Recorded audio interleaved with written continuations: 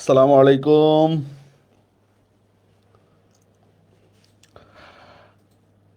আশা করি সবাই ভালো আছেন। জি, কবরস্থানের অধিবাসীরা আসেন। বাংলা ক্লাসে তো কেউ থাকে না, দ্রুত যুক্ত হন। সাউন্ড শোনা যাচ্ছে? Everything okay? একটু কমেন্টে জানান।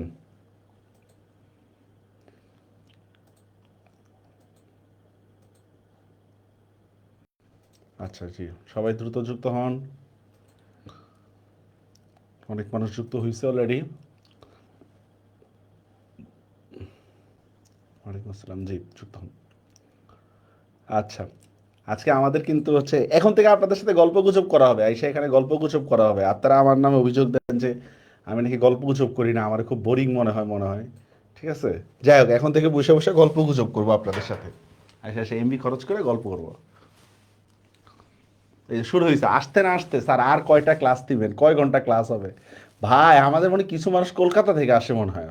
মানে মেহমান আসার আগেই বলে যে যে আপনি কখন যাবেন। তা আমিও ঠিক, এই যে ক্লাস শুরু করার আগে কিছু মানুষ বলবে কয় ঘন্টা ক্লাস হবে, কখন কয়টা ক্লাস হবে। ভাই, এত তাড়াতাড়ি বিদায় করে দিতে চান কেন? জি, আছি আলহামদুলিল্লাহ, ভালো। ওইভাবে ক্লাস হচ্ছে, সব কিছুই হচ্ছে, আমি নিজে দেখতে পাচ্ছি। ওইভাবে ক্লাস হচ্ছে।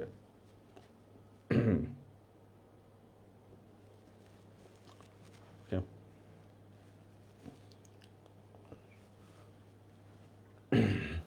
ঠিক আছে, আজকে আমাদের ক্লাসের আলোচ্য বিষয় হচ্ছে আমার পথ প্রবন্ধ, যেটার অনেক কিছুই আপনারা বুঝেন না। আমার পথ প্রতিবেদন লেখার নিয়ম ভাই, দেখেন, বিশ্বাস করেন, পরীক্ষার আগে এই জিনিসটা আপনারা দুনিয়ার জ্বালান জ্বালাবে। অথচ এইটার একবারই সহজ একটা বিষয়। ঠিক আছে, একেবারেই সহজ একটা বিষয়। প্রতিবেদন যেমনি লেখেন এমনি রাইট, কিন্তু না, এভাবে লিখতে হবে, এই নিয়মে লিখতে হবে, এই ঝামেলাগুলো হবে। দিনলিপি, বৈদ্যুতিন চিঠি মানে ইমেল। বৈদ্যুতিক না, বৈদ্যুতিন। বিদ্যুতায়ন শব্দটা শুনছেন না? এখান থেকে আছে বৈদ্যুতিন। ঠিক আছে? আচ্ছা, ঠিক আছে। অনেকে মোটামুটি হচ্ছে বাংলায় ফাটায় দিছে এই টেস্ট পরীক্ষায়। আমরা শুরু করি আমার পথ প্রবন্ধটা। হ্যাঁ, একেবারেই সহজ প্রবন্ধ, যা বলবো মনোযোগ সহকারে শুনবেন। হয়তো পরীক্ষায় যতটুকু না লেখার বিষয় থাকবেন, এমন কিছু জিনিস পাবেন বা এমন কিছু কথা হয়তো শুনতে পারেন যেগুলো আপনার জীবনে কাজে লাগবে, অনেক কাজে লাগবে। ওকে, আমার পথ প্রবন্ধটা দেখেন, নজরুলের জীবনী। কি মহকুমা বর্ধমান জেলার মহকুমার আসানসোল চুরুলিয়া গ্রামে জন্মগ্রহণ করেন। বাংলা সাহিত্যে তিনি বিদ্রোহী কবি নামে খ্যাত। মূলত তিনি কি ছিলেন? কবি ছিলেন, এই জিনিসটা আমাদের লাগবে।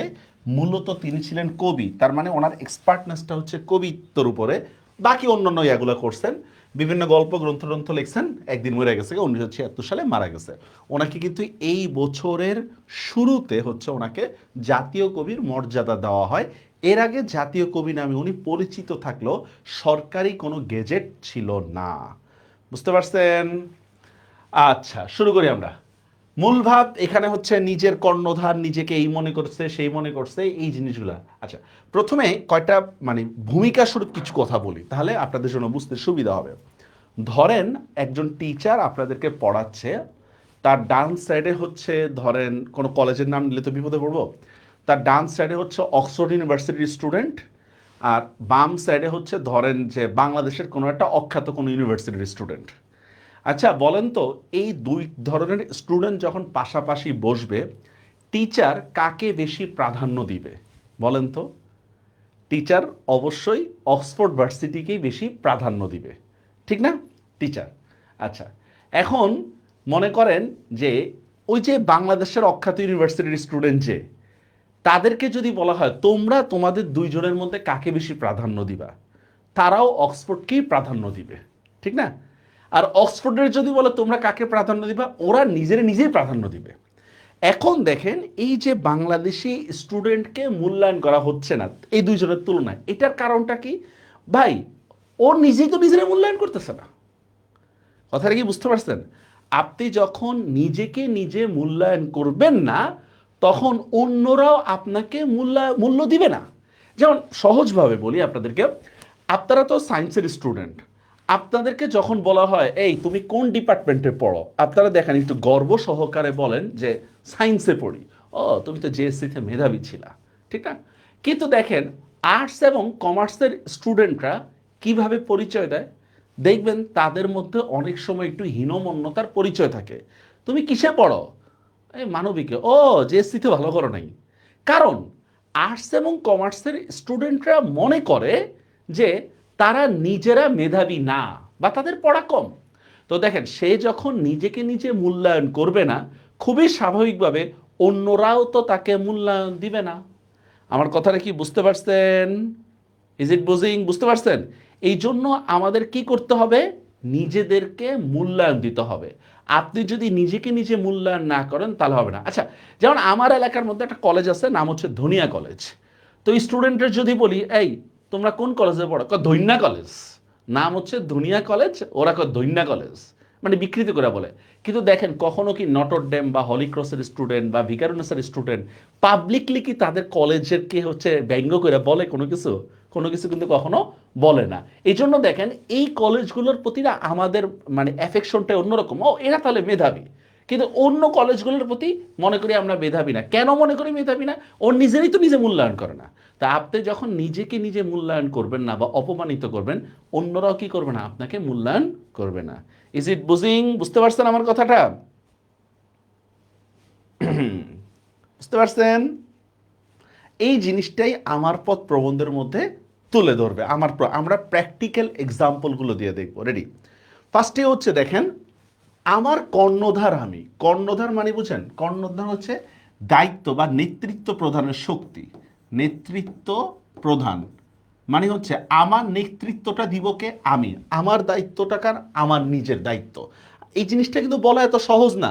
আমরা কিন্তু এই কথা বলতে পারি না আমি ভালো বুঝি বা আমি ভালো চেষ্টা করব। ঠিক আছে, আমরা কিন্তু এই জিনিসটা বলতে পারি না। আমরা অন্যদের দ্বারা প্রভাবিত হই। দেখবেন যে লোকের জীবনে মেডিকেল সম্পর্কে কোনো আইডিয়া নাই, সে মেডিকেলে কিভাবে পড়তে হয় সেটা বলতেছে। যে জীবনে ইঞ্জিনিয়ারিং পড়ে নাই, সায়েন্সেরও স্টুডেন্ট না, সে কিভাবে ইঞ্জিনিয়ারিং পড়তে হয় সেই জিনিসটা বলতেছে। এখন ওইখানে আমার কি বলতে হবে? যে ভাই আমি ভালো বুঝি আমারটা, আপনারা তো বলতে হবে না। তো দেখেন, আমার কর্ণধার আমি, আমার পথ দেখাবে আমার সত্য। সত্য মানে বোঝাচ্ছে এখানে আমার আদর্শ। আমাদের কি আছে? একটা আদর্শ আছে না? সবারই তো একটা আদর্শ আছে। তো আমি আমার আদর্শের উপরে কি থাকবো? অটুট থাকবো। আমি কখনো খারাপ কাজ করব না, এটার উপর আমার অটুট থাকতে হবে। যেটাকে বলতেছি পরাধীনতা ও দাসত্ব বৃত্তি পরিহার। আমার যাত্রা শুরুর আগে, যাত্রাটা কি? আপনাদের যাদের কাছে বই আছে দেখবেন দ্বিতীয় পেজে লাস্টের দিকে দেখবেন যে আপনি দেখবেন যে এরকম আছে যে হিন্দু মুসলমানের মিলনের অন্তরায় বা ফাঁকি কোনখানে তা দেখিয়ে দিয়ে এর গলদ দূর করা আমার উদ্দেশ্য। মানে আমার উদ্দেশ্যটা কি? হিন্দু মুসলমানের মধ্যে যে বিভেদটা, এই বিভেদটা দূর করাটাই আমার উদ্দেশ্য। তো দেখেন, আমার যাত্রা শুরুর আগে আমি সালাম জানাচ্ছি, নমস্কার জানাচ্ছি আমার সত্যকে। তার মানে দেখেন, অসাম্প্রদায়িক মনোভাবটা তুলে ধরছে। সালামের কথাও বলতেছে আমি, অসাম্প্রদায়িক মানে নমস্কারের কথা বলতেছে। তার মানে দেখেন, আপনার আদর্শকে আপনার শ্রদ্ধা করতে হবে। আপনার আদর্শকে যদি আপনি শ্রদ্ধা না করেন, অন্যরা আপনার আদর্শ নিয়ে হচ্ছে ফুটবল খেলবে। ঠিক আছে, তুমি এই সাবজেক্টে পড়া জীবনে কি করতে পারবা? এরকম যে তুমি এইটা পড়া জীবনে কি করতে পারবা, এবার খোঁচা মানে কিন্তু। আচ্ছা, তুমি কমার্সে পড়া কি করতে পারবা? তুমি সায়েন্সেরই সাবজেক্টে পড়া জীবনে কি করতে পারবা? ওই সময় ডিরেক্টলি মুখের উপর বলতে হবে আপনি কি করছেন জীবনে, এটা বলেন। ঠিক আছে, আমার পথ দেখাবে আমার আচ্ছা, আমার সালাম জানাচ্ছি, নমস্কার জানাচ্ছি আমার সত্যকে, মানে কি আমার আদর্শকে। যে পথ আমার সত্যের বিরোধী, মানে যে পথ আমার আদর্শের বিরোধী, আদর্শ বিরোধী, সেই পথ কিংবা আর কোনো পথেই আমার বিপথ না। কেন বিপথ না? কারণ আমি আমার আদর্শ বিরোধী পথটাকে আমি গ্রহণই করব না। কথাটা কি বুঝতে পারছেন? আমি আমার আদর্শ বিরোধী পথকে আমি কি করব না? গ্রহণ করব না। কথার কথা মনে করেন, একটা ছেলে হচ্ছে, মনে করেন খুব, বা একটা মেয়ের কথাই বললাম, সে বোরকা টোরকা পরে খুব ইসলাম মতো চলার চেষ্টা করে, তা এটা হচ্ছে তার আদর্শ। এখন আপনি যে যদি তাকে বলেন এই তোরে 10,000 টাকা দিব, তুই বোরকাটা ছেড়ে দে, এন্ড কি বলেন? সে যদি আদর্শবাদী মেয়ে হয়, তাহলে কি সে কি টাকার বিনিময়ে কি তার পোশাক আশাক চেঞ্জ করে ফেলবে? কখনোই না। এটাই বলতেছে দেখেন, যে পথ আমার সত্যের বিরোধী, মানে আদর্শ বিরোধী, সেই পথ কিংবা আর কোনো পথই, মানে আর যত ধরনের প্রতিকূলতাই আসুক না কেন। কথার কথা ওই মেয়েটারে বললো যে এরকম, তুমি যদি বোরকা না খুলো তাহলে হচ্ছে তোমার আমেরিকা যেতে দিব না। ঠিক আছে, আর যত ধরনের প্রতিকূলতাই আসুক না কেন, সেই পথ আমার বিপথ না, কারণ আমি কি করব না? সেটা একসেপ্টেই করব না। বুঝে গেছে বিষয়টা? বুঝতে পারছেন? আচ্ছা, রাজভয়, লোকভয়, আমাদের মধ্যে দুই ধরনের ভয় আছে। একটা হচ্ছে রাষ্ট্রের ভয়, যে লিখে দিলাম। রাষ্ট্রের ভয়টা মানে কি, এই কিছু লিখলে ধরে নেওয়া যাবে, ঠিক আছে, যদিও এখন ভয়টা অনেক কম, কিছু লিখলে এই করবে সেই করবে, ঠিক আছে, এই যে রাষ্ট্রের ভয়। আরেকটা হচ্ছে লোকভয়। লোকভয় মানে হচ্ছে সমাজের ভয়, মানুষ কি বলবে। দেখেন, আমার আপনার লাইফটা হেল্প করার জন্য মানুষ কি বলবে, মানুষ কি ভাববে, এই কথাটাই যথেষ্ট। কি বলেন? দেখেন, আমাদের লাইফের মধ্যে হেল্প করার জন্য এই জিনিসটা, আচ্ছা আমি মুখ দেখাবো কেমনে, আপনি হয়তো মেডিকেলে চান্স পান নাই, ঠিক আছে, আমি কিভাবে লোক দেখাবো, মানুষ কি বলবে, এই জিনিসটাই আপনার লাইফটা শেষ করে ফেলবে। এটা বলতে দেখেন, রাজভয় কিংবা লোকভয় কোনো ভয়ই আমায় বিপথে নিয়ে যেতে পারবে না। মানে রাষ্ট্রের কুসংস্কার বলেন অথবা কি সামাজিক কুসংস্কার বলেন, কোনো কিছুই আমার আদর্শ থেকে আমাকে কি করতে পারবে না, টলাইতে পারবে না বা সরাইতে পারবে না। বুঝা গেছে বিষয়টা?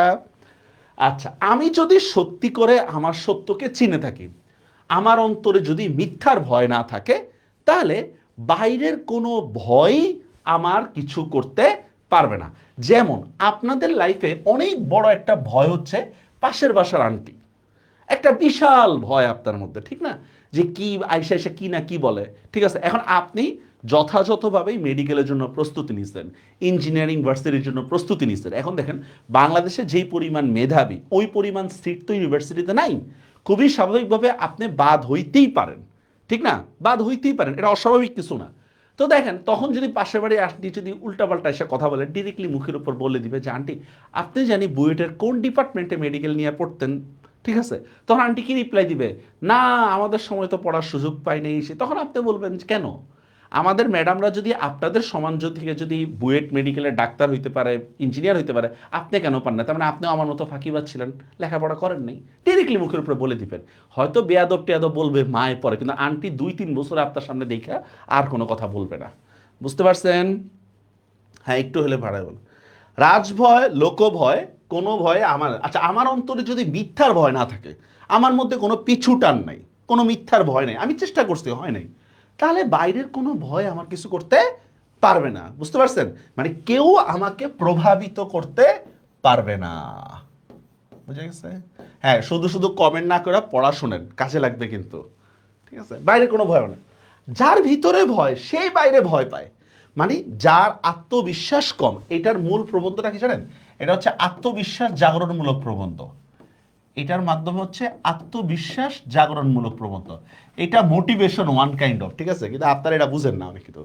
আচ্ছা, যার ভিতরে ভয় সেই বাইরে ভয় পায়, যার মধ্যে পিছুটান আছে, যে 2 নম্বর, সেই তো বাইরকে ভয় পাবে, ঠিক না। অতএব যে মিথ্যাকে চেনে, সেই মিছেমিছি তাকে ভয়ও করে না। মিথ্যা বলতে কি দেখেন, মানে যে শত্রুকে চেনে। দেখেন, মনে করেন আপনার এলাকার মধ্যে একটা বাটপার আছে, সবাই জানে এটা বাটপার, আপনি কি তার দ্বারা প্রভাবিত হবেন? হবেন না। কেন হবেন না? কারণ আপনি তো জানেনই সে বাটপার। কিন্তু আপনার একটা বন্ধু আছে বাটপার, কিন্তু উপর দিয়ে খুব ভালো মানুষ, আপনি তার দ্বারা হইতে পারেন কিনা, প্রতারিত হইতে পারেন কিনা? পারেন। কেন? উপর দিয়ে ভালো মানুষ, ভিতর দিয়ে বাটপারি করে। তো এইটাই বলতে দেখেন, যে মিথ্যাকে চেনে, মানে যে শত্রুকে চিনতে পারছে, সেই মিছামিছি তাকে ভয়ও করে না, কারণ শত্রু তার নিকট কি স্পষ্ট। কথাটা কি বুঝতে পারছেন? শত্রু তার নিকট, সে কোনটা সত্য কোনটা মিথ্যা, কে শত্রু কি কে মিত্র, এটা চিনতে পারছে, তাহলে সে কোনো ভয় পাবে, ভয় পাওয়ার কিছু নেই, তাকে ভয়ও করে না। যার মনে মিথ্যা, মানে অসত্যের প্রভাব, যার মনের মধ্যে অসত্যের প্রভাব, সেই মিথ্যাকে ভয় করে। বুঝতে পারছেন? যার মনের মধ্যে মিথ্যা। নিজেকে চিনলে, এই যে আপনারা একটা লাইন শুনছেন এরকম, নো দাই সেলফ, বলতে পারবেন এই উক্তিটা কার? এবং একটা কলেজের গেটের মধ্যে লেখাও আছে কিন্তু, নো দাই সেলফ। বুঝতে পারবেন এটা কোথায় আছে? হ্যাঁ, ঢাকা কলেজে আছে। আমার কলেজ কোনটা কলেজ? নো দাই সেলফ মানে তুই নিজেকে চিন। ভাই, এই জিনিসটা কিন্তু সহজ কথা না, নিজেকে চিনতে হবে।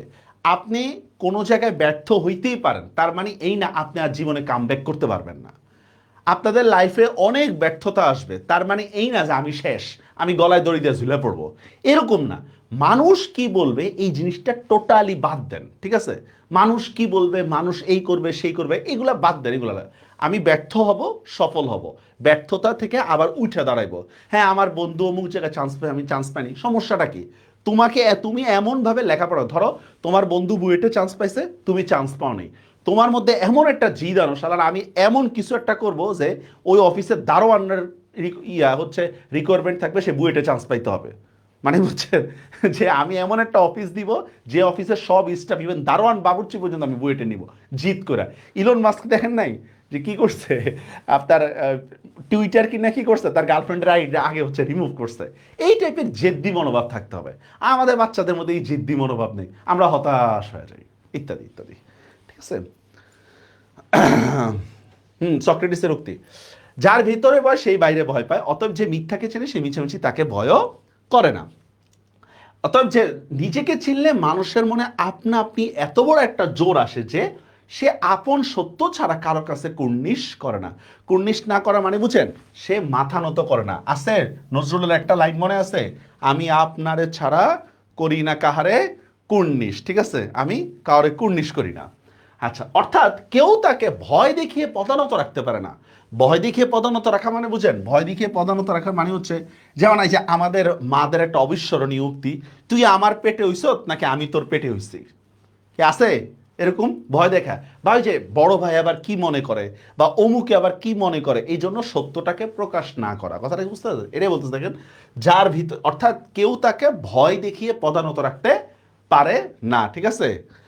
আচ্ছা, আত্মবিশ্বাস জাগ্রত করা, এই যে নিজেকে চেনা, আপনার সত্যকে আপনার গুরু, পথ প্রদর্শক, কাণ্ডারি বলে জানা। ঠিক আছে, কাণ্ডারি বলে জানা, এইটা দম্ভ নয়, অহংকার নয়, এটা কোনো অহংকারের বিষয় না। আমি, আমাদের বাঙালিদের মধ্যে হয় কি জানেন, অতিরিক্ত বিনয়।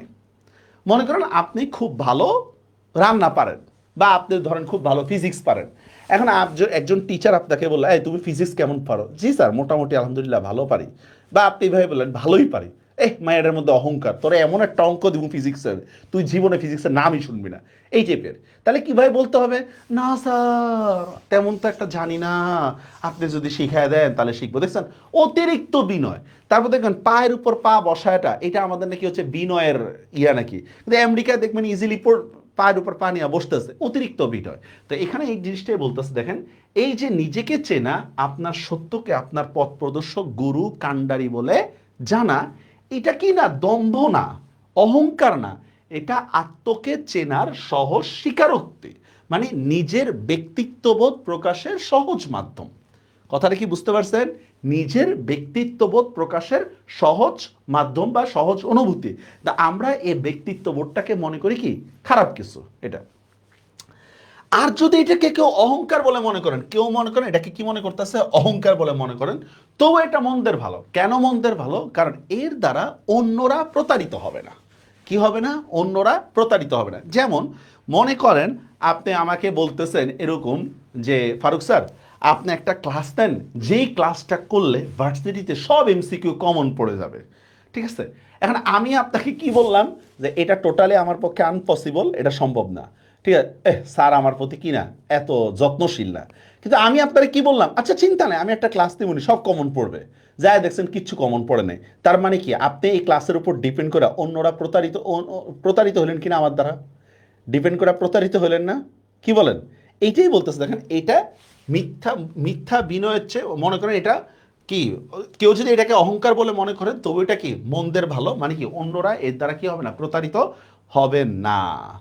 ওকে, হ্যাঁ আনপসিবল।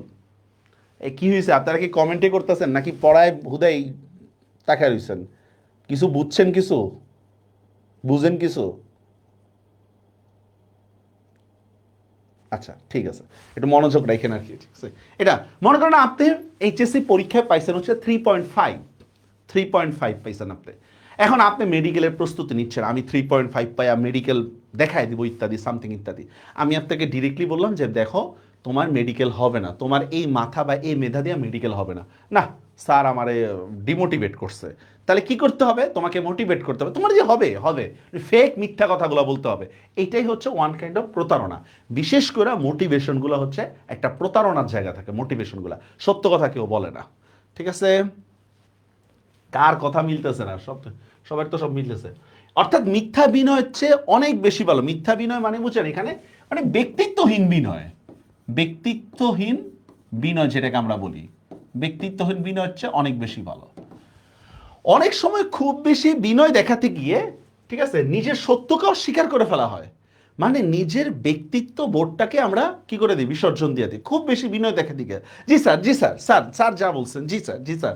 আছে না এরকম ক্লাসের টপার টুপার থাকে না, এরকম স্যারের সাথে সাথে সবসময় তাল মালায়, ঠিক আছে। অনেক সময় খুব বেশি বিনয় দেখাতে গিয়ে নিজের সত্যকে অস্বীকার করে ফেলা, ওতে মানুষকে ক্রমেই ছোট করে ফেলে। ওতে মানে কি বলেন তো, এ ব্যক্তিত্বহীন বিনয়ের মাধ্যমে, ব্যক্তিত্বহীন বিনয়ের মাধ্যমে কি করা হয়, মানুষকে ছোট করে ফেলা হয়। তার মধ্যে কোনো পার্সোনালিটি থাকে না, তুমি যা বলবো তাই, এই টাইপের। দেখেন না ওই যে বিভিন্ন সময় আপনারা দেখবেন যে ওই হলের সামনে যায় মেয়ের জন্মদিন ফুল দিয়া লেখা রাখে আই লাভ ইউ সামথিং। বেড়া মানুষ এত ব্যক্তিত্বহীন হয় কেন? আরে তোর একটা গেলে আরেকটা আসবে, স্বাভাবিক এই বিষয়গুলা।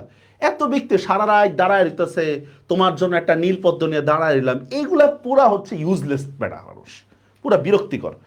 আচ্ছা, অনেক সময় ওতে মানুষকে ক্রমে ছোট করে ফেলে, মাথা নিচু করে আনে। ওরকম বিনয় হচ্ছে অহংকারের পৌরুষ। পৌরুষ মানে বুঝেন, মানে ব্যক্তিত্ববোধ প্রকাশ, তার মধ্যে কি থাকবে, একটা ব্যক্তিত্ববোধ থাকবে। ওরকম বিনয়ের চেয়ে অহংকারের পৌরুষ অনেক ভালো। ব্যক্তিত্বহীন বিনয়ের চেয়ে ব্যক্তিত্ববোধ সম্পন্ন পৌরুষ বা কি দ্বারা নিজের প্রভাব দেখানোটা অনেক ভালো, রিয়েল বেড়া মানুষ। আচ্ছা, অতএব এই অভিশাপ রথের সারথি। আচ্ছা, অভিশাপ রথের সারথি কেন বলতেছে দেখেন, অভিশাপ মানে বুঝছেন তো, রথের সারথি মানে রথ চালানোর মাধ্যমে যে যুদ্ধ করে। অভিশাপ রথের সারথি বলা হচ্ছে অন্যায়ের বিরুদ্ধে প্রতিবাদ করায়, অন্যায়ের বিরুদ্ধে প্রতিবাদ করা। আচ্ছা, এটার মানেটা বুঝেন, অন্যায়ের বিরুদ্ধে প্রতিবাদ করা বলতে কি বোঝাচ্ছে। নজরুল কাদের বিরুদ্ধে লড়াই করত, ইংরেজদের বিরুদ্ধে লড়াই করত, ভালো কথা। এখন আমাদের সমাজে যারা অন্যায়ের বিরুদ্ধে প্রতিবাদ করে তারা তো সাপোর্ট পায়ই না, বরঞ্চ তারা আরো হচ্ছে প্রতিবন্ধকতার শিকার হয়। এখন নজরুল যখন আন্দোলন করতো তখন নিশ্চয়ই তার সাথে আরো 10-15টা সাঙ্গপাঙ্গ ছিল। ব্রিটিশরা যখন ধরে শুধু তো নজরুলে ধরে না, সবগুলারে ধরে। এখন চিন্তা করেন তার সাঙ্গপাঙ্গের যে হচ্ছে প্রতিবেশী বা আত্মীয়রা আছে, তারা কাকে দায়ভার দিবে বলেন তো? নজরুলকে দায়ভার দিবে না যে এই পোলার জন্য আমার পোলাটা খারাপ হয়েছে? এটাই বলতেছে দেখেন। অতএব এই অভিশাপ রথের সারথি কেন, অন্যায়ের বিরুদ্ধে অভিশাপ রূপে আবির্ভূত হয়, মানুষ কি করতেছে, অভিশাপ দেয়। অভিশাপ রথের সারথি স্পষ্ট কথা বলাটাকে কেউ যেন অহংকার বা স্পর্ধা বলে ভুল না করেন, মানে লেখকের কথার যেন কেউ কোনো অপব্যাখ্যা না করেন। বুঝতে পারছেন? লেখকের কথার কোনো অপব্যাখ্যা যেন না করেন। স্পষ্ট কথা বলে একটা অবিনয় থাকে, এই যে অবিনয় থাকে কোথায়, স্পষ্ট কথা বলায়, ঠিক আছে। কারণ সত্যটা না শুনতে ভালো লাগে না, আমাদের আমাদের সত্যটা শুনতে অনেক খারাপ লাগে। স্পষ্ট কথা বলায় একটা অবিনয় থাকে, কিন্তু তাতে কষ্ট পাওয়াটা দুর্বলতা। কেন কষ্ট পাওয়াটা দুর্বলতা? কারণ আমরা অন্যায়টাকে না মেনে নিতে চাই না, বা নিজের ভুলকে মেনে নিতে চাই না। ফর এক্সাম্পল, আপনি তো ইন্টারে পড়েন, আপনার ছোট বোন আপনার একটা লেখার ভুল ধরছে, ধরেন একটা। এখন আপনি কি ওই লেখার ভুলটা কি মেনে নিবেন? কখনোই মেনে, তুই বেশি বুঝোস। আমাদেরকে অনেক সময় দেখবেন মুরব্বীরা হচ্ছে কি বসায় দেয় না, বেশি বুঝোস কেন। বা স্পষ্টভাবে যদি আমরা কারো কথার প্রতিবাদ করি, দেখবেন যে অনেকে বাধা দেয় না, কারণ সেটা মেনে নিতে চায় না। এটাই বলতে দেখেন, স্পষ্ট কথা বলে একটা অভিনয় নিশ্চয়ই থাকে, কিন্তু তাতে কষ্ট পাওয়াটা দুর্বলতা। নিজেকে চিনলে, নিজের সত্যকে নিজের কর্ণধার মনে জানলে নিজের শক্তির উপর একটা অটুট বিশ্বাস আসে, ঠিক আছে। নিজের শক্তির উপর একটা অটুট বিশ্বাস মানে আত্মজাগরণ, আত্মজাগরণমূলক মনোভাব, ঠিক আছে। তোমার দিয়ে কিচ্ছু হবে না, এই হবে না, এগুলো কখনো শুনবেন না, ঠিক আছে। আমি চেষ্টা করব, হবে ইনশাল্লাহ। এই স্বাবলম্বন, এই নিজের উপর অটুট বিশ্বাস করতেই শেখাচ্ছিলেন মহাত্মা গান্ধী। আচ্ছা, এখানে একটা জিনিস বুঝাই আপনাদেরকে। এই পলাশির যুদ্ধের কাহিনী তো পড়ছেন নাকি? পলাশির যুদ্ধ, এই পলাশির যুদ্ধে জানি সিরাজের বিরুদ্ধে কতজন ষড়যন্ত্র করে পলাশির যুদ্ধে?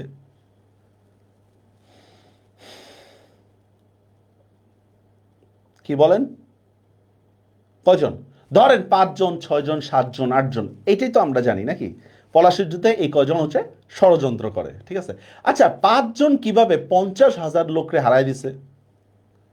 5 জনই কিভাবে 50,000 লোকরে হারাই দিছে? পলাশির সেনাবাহিনী তো 50,000 লোক। এখন এখানে আপনারা একটা কথা বলবেন যে কি, যে হচ্ছে সেনাবাহিনীর চেইন অফ কমান্ড মানছে। আসলে শুনেন, ওই 6 জনই দোষী না, 50,000 সেনাও দোষী। এখানে 50,000 সেনাও দোষী, কারণ আমাদের প্রত্যেকের মধ্যে একটা করে কি আছে, বিবেক আছে, ঠিক না? আমাদের মেধা আছে, বুদ্ধি আছে, বিবেক আছে। এই মেধা বুদ্ধি বিবেক খাটে আমাকে কাজ করতে হবে, যদি আমাকে ডিরেকশন দেওয়ার মতো কোনো লোক নাও থাকে। ধরেন আমি আপনাকে বললাম যে অমুকরে গুলি করে মাইরা ফেলো, অমুকে বলছে ধম মাইরা ফেলতেছি, ঠিক আছে? এখন কিয়ামতের দিন আল্লাহ কারে ধরবে? সরকারে ধরবে না আপনারে ধরবে? কথাটা কেন বলতেছি, মনে করেন সরকার এবার আপনারই বললো, এই ও তোমার ছেলেকে তুমি গুলি করে মাইরা ফেলো, এবার কি মারবেন বলেন? যখন সরকার যদি বলে যে তোমার ছেলেটা তুমি গুলি করে মেরে ফেলাও, তখন কি যুক্তি খাটাবেন না? কেন আমার ছেলেকে মারবো? এইকে কেন আরেকজনের ছেলে যে মারতেছেন, সে কি কারো ছেলে না? কি বলেন? তো এই জিনিসটাই এখানে আল্লাহ আমাদেরকে কি দিছে? মেধা দিছে, বুদ্ধি দিছে। আপনি যতই বলেন না কেন আমি ভুল ডিরেকশনের শিকার ছিলাম, সামথিং ইত্যাদি ইত্যাদি, এগুলো অ্যাকসেপ্টেবল না। ঠিক তেমনিভাবে পলাশির যুদ্ধে ষড়যন্ত্রকারী 6 জন না, সবাই ষড়যন্ত্রকারী, কেন সেনাবাহিনী দায়িত্ব পালন করে নাই? এটাই এখানে বলতেছে, দেখেন যে এই স্বাবলম্বন, মানে স্বাবলম্বন মানে কি? নিজের উপর নিজের অবলম্বনই তো। এই নিজের উপর নিজের অটুট বিশ্বাস করতে শেখাচ্ছিলেন কে? মহাত্মা গান্ধী। মহাত্মা গান্ধী চিনছেন তো? ভারতের জাতির জনক মহাত্মা গান্ধী। আমরা তার কথা বুঝলাম না, আমি আছি এই কথা না বলে সবাই বলতে লাগলাম গান্ধীজি আছেন। মানেটা কি বুঝছেন? অন্যের উপর দায়িত্ব দিয়ে দেওয়া, অন্যের উপর দায়িত্ব দিয়ে দিচ্ছি আমরা। তো অন্যের উপর দায়িত্ব দেওয়ায় ভুল কি? সমস্যাটা কি হয়েছে? কারণ নেতাকে যদি আপনি বিভ্রান্ত করে ফেলেন, নেতাকে যদি আপনি বিভ্রান্ত করে ফেলেন, তাহলে কর্মীরা শেষ। ধরেন আপনারা 20 জন আমার বিরুদ্ধে আন্দোলনে নামছেন, এখন 20 জনকে কি করা, ম্যানেজ করাটা মুশকিল। আমি বললাম কি এই 20 জনের মধ্যে একজন নেতা ডাউন করো, আচ্ছা ঠিক আছে, নেতাকে ঠিক করে দিলাম। এবার নেতারে বললাম তোর আমি 2 লাখ টাকা দিলাম, তুই 20 জনে থামায় দে, ঠিক আছে? বাস, নেতাও খুশি, আমিও খুশি, মাঝখান দিয়ে আপনারা ধরা। এটাই বলতেছে, দেখেন আমরা নিজের দায়িত্বটা কার উপর দিয়ে দিছি? অন্যের উপর দিয়ে দিছি। এটা গান্ধী আমাদেরকে শিখান নাই, আমরা তার কথা বুঝলাম না। আমি আছি নিজের দায়িত্ব, যা কি বলতে লাগলাম, গান্ধীজি আছেন। এই পরাবলম্বনই আমাদেরকে নিষ্ক্রিয় করে ফেলছে। মানে কি, নিজের দায়িত্বটা কার উপর দিয়ে দিছি আমরা? অন্যের উপরে দিয়ে দিচ্ছি। এটাই হচ্ছে আমাদেরকে নিষ্ক্রিয় করে ফেলছে। একেই বলে সবচেয়ে বড় দাসত্ব। এটা কোন ধরনের দাসত্ব? এটা মানসিক দাসত্ব। কথাটা কি বুঝতে পারছেন? এটা কি মানসিক দাসত্ব। অন্তরে যাদের এত গোলামির ভাব, মানে পরনির্ভরশীলতা। অন্তরে কাদের গোলামির ভাব বলেন তো? পরনির্ভরশীলতা আমাদের কথা বলতেছে। অন্তরে যাদের এত গোলামির ভাব, তারা বাইরের গোলামি থেকে রেহাই পাবে কি করে? এই সাউন্ড কি প্রবলেম হচ্ছে সবার? আচ্ছা ঠিক আছে। অন্তরে যাদের এত গোলামির ভাব, তারা বাহিরের গোলামি থেকে রেহাই পাবে কি করে? আমরা সব ক্ষেত্রে কি করি? বাহিরকে স্ট্যান্ডার্ড মেনটেন করি, বাহিরের দিকটা দেখি, ইউরোপ কি বলে, পশ্চিমারা কি বলে, এগুলা চিন্তা করে মানি। তা দেখেন আমাদের মধ্যে গোলামির ভাবনা। তো যেখানে আমরা বাহিরের জিনিসটাকে বা পরনির্ভরশীলতা আমাদের হচ্ছে কাজ, সেখানে আমরা স্বাধীন হব কিভাবে? এটাই বলতে, দেখেন অন্তরে যাদের এত গোলামির ভাব, মানে যাদের মনের মধ্যে এত পরনির্ভরশীল যারা, তারা বাইরের গোলামি থেকে রেহাই পাবে কি করে? তারা কখনোই কি স্বাধীন হবে না। মানসিকভাবে কি হবে না? স্বাধীন হবে না, মানসিকভাবে স্বাধীন না। আত্মাকে চিনলে আত্মনির্ভরতা আসে। কখন আত্মাকে চিনলে? মানে আত্মশক্তি বৃদ্ধি পায়। নিজেকে চিনতে পারলে কি হবে? আত্মশক্তি বৃদ্ধি পাবে বা আত্মজাগরণ হবে। কিন্তু আমরা নিজেরাই চিনি না। আত্মাকে চিনলে আত্মনির্ভরতা আসে। এই আত্মনির্ভরতা যেদিন সত্যি সত্যি আসবে আমাদের, সেই দিনই আমরা স্বাধীন হব। এটা কিন্তু ফিজিক্যালি স্বাধীন না, এটা হচ্ছে মেন্টালি স্বাধীনতা। আমরা কি মেন্টালি স্বাধীন বলেন তো? এই আত্মনির্ভরতা যেদিন সত্যি সত্যি আসবে, সেদিনই আমরা স্বাধীন হব। কি আমরা কি চিন্তা চেতনা আসলে স্বাধীন? আমরা আসলে স্বাধীন না। আমাদেরকে মিডিয়া যা দেখায়, আমাদেরকে বহির্বিশ্ব যা দেখায়, আমরা সেটাকেই বিশ্বাস করি। আমরা কিন্তু স্বাধীন না, ঠিক আছে? বিশেষ করে এখন ফেসবুকের জমানায় আইসা আমরা দেখবেন নিজের মেধাটা আমরা কাজে লাগাতে পারি না। ইভেন আমরা একটা কমেন্ট করতে গেলেও দেখবেন হচ্ছে কপি পেস্ট করে বসায় দিই। দেখছেন কি পরিমাণ আমাদের মেধার অপচয় হচ্ছে? এই চিন্তা চেতনার স্বাধীনতা লাগবে, ঠিক আছে? তার আগে কিছুতেই নয়। নিজে নিষ্ক্রিয় থেকে অন্য একজন মহাপুরুষকে প্রাণপণে ভক্তি করলে যদি দেশ উদ্ধার হয়ে যেত। কি বলতেছে? যে নিজে নিষ্ক্রিয়, নিজে কোনো কাজ করব না, ঠিক আছে? কিন্তু ভাই অমুকে আছে, অমুকে দেখবে বিষয়টা, ঠিক আছে? যেমন এই যে আপনারা দেখেন গুচ্ছের জিনিসটা, গুচ্ছটা কেন হয় নাই? গুচ্ছটা না হওয়ার একটা বড় কারণ হচ্ছে, গুচ্ছের যারা স্টুডেন্ট পরীক্ষা দিবে, তাদের পক্ষ থেকে পড়ালেখা বাদ দিয়ে এসে এত বড় জমায়েত করা তাদের পক্ষে পসিবল হয়নি। এই জন্যই গুচ্ছটা ফার্স্টে ফার্স্টে টিকে না, এখন যদিও টিকছে অনেক কষ্ট করে, টিচাররা এই ক্ষেত্রে অনেক বড় অবদান রাখছে এই ক্ষেত্রে, টু বি অনেস্ট, ঠিক আছে, স্টুডেন্টকে। কিন্তু অন্যান্য অনেক অধিকার কেন আদায় হয়েছে? কারণ তারা কি হয়েছে, সবাই একত্র হইতে পারছে। এখন আপনি যদি ঘরে বসে বসে ফেসবুক চালান আর দাবি দাওয়া নিয়ে যদি মাঠে যদি না যান বা যথাযথ কর্তৃপক্ষের কাছে যদি না যান, তাহলে আপনার দাবি কখনোই ফিল আপ হবে না। এটাই বলতেছে, দেখেন, নিজে নিষ্ক্রিয় থেকে অন্য একজন মহাপুরুষকে প্রাণপণে ভক্তি করলে যে দেশ উদ্ধার হয়েছে, তো যে আমাকে কি করবে, আমার নেতা উদ্ধার করে দিবে, ঠিক আছে, তাহলে এই দেশ এতদিন পরাধীন থাকতো না। বুঝতে পারছেন, এই দেশ এতদিন পরাধীন থাকতো না। নজরুল যখন লিখতেছে তখন কিন্তু তখন ব্রিটিশ শাসন চলতেছিল তখন। আত্মকে চেনা, নিজের সত্যকে বড় মনে করা দম্ভ, আর যাই হোক কি না, ভণ্ডামি না। নিজেকে মূল্যায়ন করাটা এটা কি না কোনো ভণ্ডামি না, নিজেকে মূল্যায়ন করাটা, ঠিক আছে, কিন্তু আমাদের মতো নিজেকে মূল্যায়ন করাটা ভণ্ডামি মনে হয় আমাদের কাছে। এই দম্ভ শির উঁচু করে, ঠিক আছে, এই দম্ভ শির উঁচু করে পুরুষ করে। তাহলে কি সব মেয়েরাও পুরুষ হয়ে যাবে? এখানে পুরুষ করা মানে হচ্ছে ব্যক্তিত্ব বোধের কথা বলতেছে, ঠিক আছে। বেড়া মানুষের মধ্যে পার্সোনালিটি থাকাটা খুব জরুরি, তো ম্যাক্সিমাম বেড়া মানুষের মধ্যে পার্সোনালিটি নাই। এই দম্ভ শির উঁচু করে পুরুষ করে মানে ব্যক্তিত্ব বোধ জাগ্রত করে, মনে একটা ডোন্ট কেয়ার ভাব আনে। ডোন্ট কেয়ার মানে বুঝছেন তো, কারো কেয়ার করে না, কাউকে কি করতেছি না আমি, কেয়ার করতেছি না। এই যে মনে একটা ডোন্ট কেয়ার ভাব আনে মানে ব্যক্তিত্ববোধ জাগ্রত করে, ঠিক আছে। মনে করেন কথার কথা, আমি আপনাদের বিরোধিতায় যে কোনো একটা পোস্ট দিলাম, হইতেই পারে আমার একটা চিন্তা থাকতে পারে, আপনার একটা চিন্তা থাকতে পারে, দুইটা চিন্তার মধ্যে অমিল থাকতে পারে, ঠিক আছে। আর আপনারা আমাকে অনলাইনের কাঠ গড়ায় দাঁড়া করাইলেন, ঠিক আছে, বা আপনি মানে এরকম হয়তো এরকম, বা আপনি হাহা রিয়েক্ট দিয়ে আসতেছেন, ডোন্ট কেয়ার। হাহা রিয়েক্ট অনেক আসবে, অনলাইনের কাঠ গড়ায় অনেক কিছু আসবে, তাই বলে কি আমি আমার চিন্তা চেতনা কি বাদ দিয়ে দিব? কখনই না। এই জিনিসটা থাকতে হবে যে মানুষ কি বলবে না বলবে এটা নিয়ে আমার চিন্তা করার কিছু নেই। হ্যাঁ, আমি আমার মতো করে বলি, হ্যাঁ আমার চিন্তা ভুলও থাকতে পারে, আমার চিন্তা সঠিকও থাকতে পারে, কেউ গঠনমূলকভাবে সেটা ধরাই দিলে আমি মেনে নিব। কিন্তু কেউ হাহা রিয়েক্ট দিয়া বা হুদাই আপনি কি জানেন, আপনি ঘোরার দিবেন। মানে মজার বিষয় বলি আপনাদেরকে, আমি একটা পোস্টের কারণে আমার এক ছেলে কমেন্টে লিখতেছে, আপনি কেন অশ্লীল সাহিত্য পড়ান? মানে চিন্তা করেন, মানে তার মধ্যে এত বেশি চেতনা যে সে আমাকে বলতেছে যে আপনি কেন অশ্লীল সাহিত্য পড়ান, মানে বাংলা সাহিত্যটা হচ্ছে অশ্লীল সাহিত্য। তা আমরা টিচার দেখে আসলে অনেক সময় জবাব দিই না। তাহলে এখন আর যদি আমি পাল্টা রিপ্লাইতে যদি বলি, তাহলে তুমি কেন অশ্লীল ভাষায় কথা বলো? বাংলা সাহিত্যটা যদি অশ্লীল সাহিত্য হয়, তাহলে বাংলা ভাষাটা কি অশ্লীল ভাষা হয় না? কি বলেন? ঠিক আছে, কিন্তু দিলে আসলে সে মনে অনেক আঘাত পাবে, এই জন্য দিই না। এই জন্য আমাদের চিন্তা চেতনা একটু আরো কি বলা উচিত, আরো ভালো করা উচিত আমাদের। আচ্ছা, আচ্ছা, এই দম্ভ শির উঁচু করে মনে একটা ডোন্ট কেয়ার ভাব আনে, ব্যক্তিত্ব জাগ্রত করে। আর যাদের এই তথাকথিত দম্ভ আছে, যাদের এই তথাকথিত দম্ভ আছে, কারণ এটা আসলে অনেকে অপছন্দ করে, তো এই জন্য তথাকথিত বলতেছে, তথাকথিত দম্ভ আছে, শুধু তারাই অসাধ্য সাধন করতে পারে।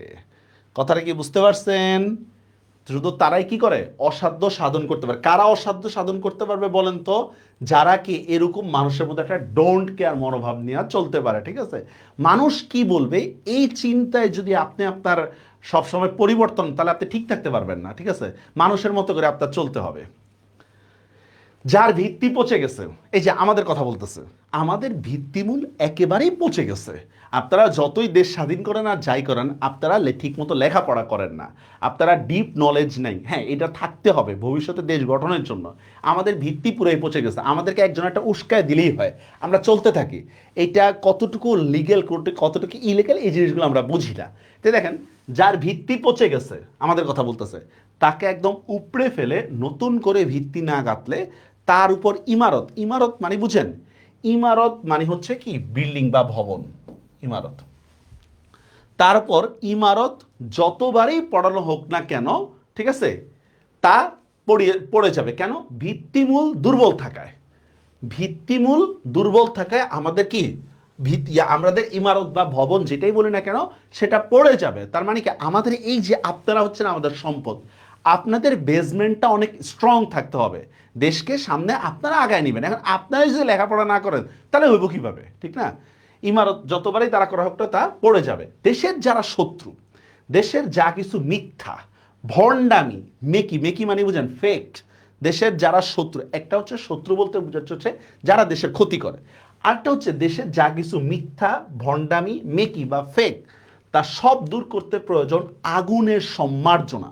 আগুনের সম্মার্জনা মানে বুঝেন দৃঢ়তার সাথে, মানে এটাকে আমরা বলি হচ্ছে ঘষে মেজে পরিষ্কার করা। কি করতে হবে? ঘষে মেজে পরিষ্কার করতে হবে, ঠিক আছে? ফেক আপনারা ফাটা কেষ্ট দেখছেন না, এই টাইপের যে কি আমার কি ঘষে মেজে পরিষ্কার করতে হবে। কিছু আমরা উদাহরণ দিই তাহলে বুঝতে সুবিধা হবে। যেমন মনে করেন যে হচ্ছে কি বলা যায়, 2011 সালে একটা ঘটনা ঘটছিল এরকম, লাখো কণ্ঠে সোনার বাংলা, মানে আমরা সবাই যায়া সোনার বাংলা গান গাবো, ওইখানে প্রায় 1 কোটি টাকার উপর খরচ গেছিল সরকার, 1 কোটি না 100 কোটি আমার ঠিক মনে নেই, ঠিক আছে, ধরেন 1 কোটি টাকা খরচ গেছে। তাহলে একসাথে সবাই সোনার বাংলা গান গেলে দেশের কি লাভটা হবে বলেন? বা মনে করেন যে আমরা করোনার সময় হচ্ছে একজনের হচ্ছে মূর্তি বানানোর একটা প্রজেক্ট আসে, প্রায় 400 কোটি টাকার মূর্তি। এই 400 কোটি টাকার মূর্তি বানালে দেশের কি লাভটা হবে বলেন? আছে? এই যে আমরা বিপিএল দেখে এত লাফাই না, বিপিএল এই সেই ইত্যাদি ইত্যাদি, ঠিক আছে, বিপিএল হওয়ার কারণে আমাদের দেশের কি লাভটা হবে, কতটুকু উপকৃত হব আমরা, এই যে মিথ্যা মেকি ফেক জিনিসগুলা, এগুলাকে বাদ দিতে হবে। শুধু এইটা না, কথা বলতে গেলে আসলে অনেক কিছু বলা যায়। যেমন বাংলাদেশ সরকার একটা প্রজেক্ট ছিল মডেল মসজিদ, অনেক টাকা দিয়ে করছে, অনেক টাকা দুর্নীতি করছে। আমাদের তো নর্মাল মসজিদের অভাব নেই, তাহলে আবার মডেল মসজিদের প্রয়োজন কেন? ঠিক আছে, এটা নিয়ে কোশ্চেন তোলা যায়। এখন এগুলো নিয়ে কথা বলতে গেলে কি হবে জানেন? আগুনের সম্মার্জনা মানে ঘষে মেজে পরিষ্কার করতে হবে, আপনাকে দৃঢ় থাকতে হবে। এখন মনে করেন আমি যে মসজিদ নিয়ে কথা বলছি, আপনি অতটুকু ক্লিপস নিয়ে বলতেছেন, দেখছেন স্যার ধর্মবিরোধী কথা বলতে বলছে, উস্কাই দিতে পারবেন মানুষরা, কিন্তু বাস্তবতা তো এমন না। বুঝা গেছে বিষয়টা? এই আসেন কেউ?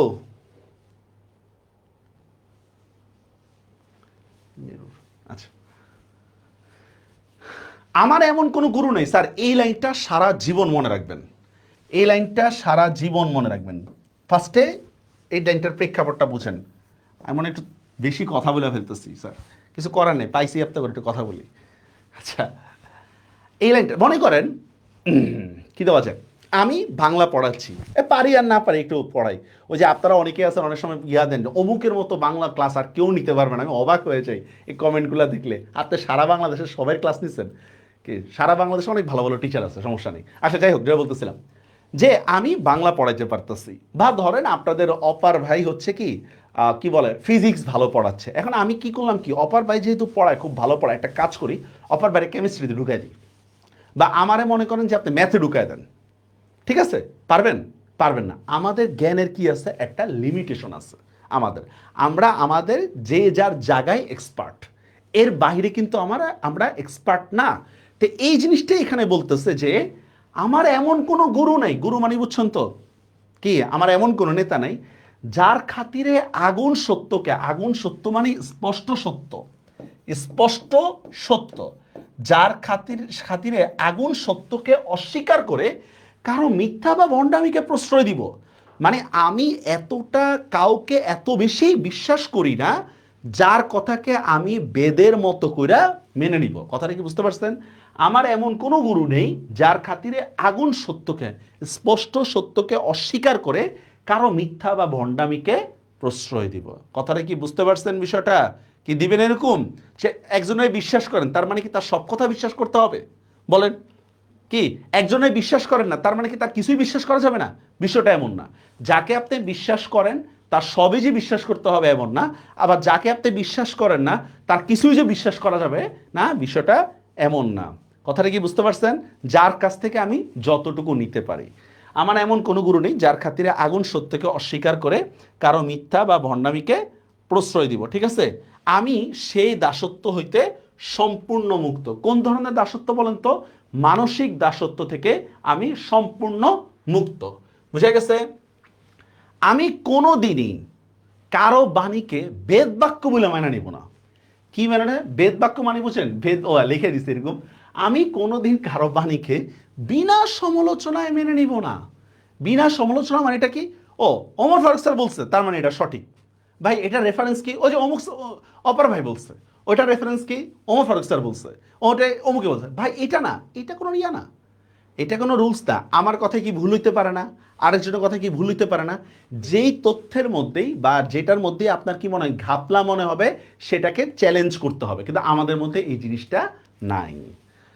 এই বুঝতে পারছেন?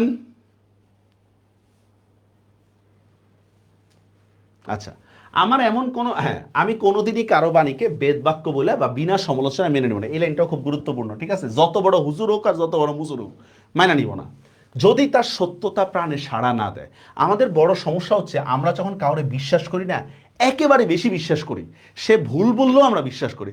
যেমন দেখেন, কথার কথা, কেউ কোনো একটা দল সাপোর্ট করে, ওই দলের ভুলটাও আমরা মানা নিই, আর যে দল সাপোর্ট করে না তার সত্যটাও আমরা মেনে নিতে চাই না। এরকম হইলে হবে না স্যার।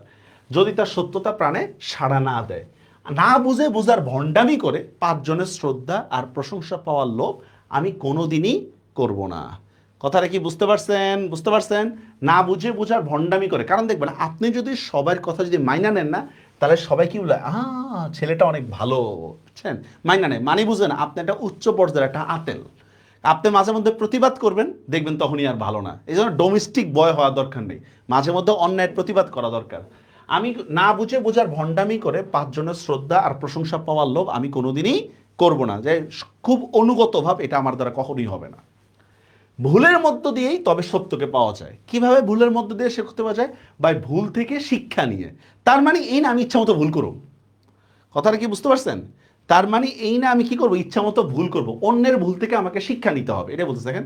ভুলের মধ্য দিয়ে তবে সত্যকে পাওয়া যায়, মানে ভুল থেকে শিক্ষা নিয়ে কোনো ভুল করছি বা বুঝতে পারলে আমি প্রাণ খুলে তা স্বীকার করে নিব। ভাই, এটা উদার মনোভাব, রাইট? এই যে মাঝে মধ্যে আমাদের ভুল হইতেই পারে, ঠিক আছে, মাঝে মধ্যে আমাদের ভুল হইতে পারে, এটা স্বীকার করতে কোনো সমস্যা নেই। ঠিক আছে, যে সরি আমি আগের বার ভুল ছিলাম, এতে আপনার মর্যাদা কমে না, বরঞ্চ আরো বাড়ে।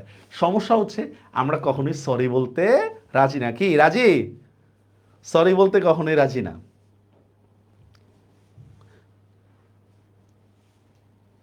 না না না, এটা না, বেদ বাক্য মানে এটা বুঝে না, ঠিক আছে?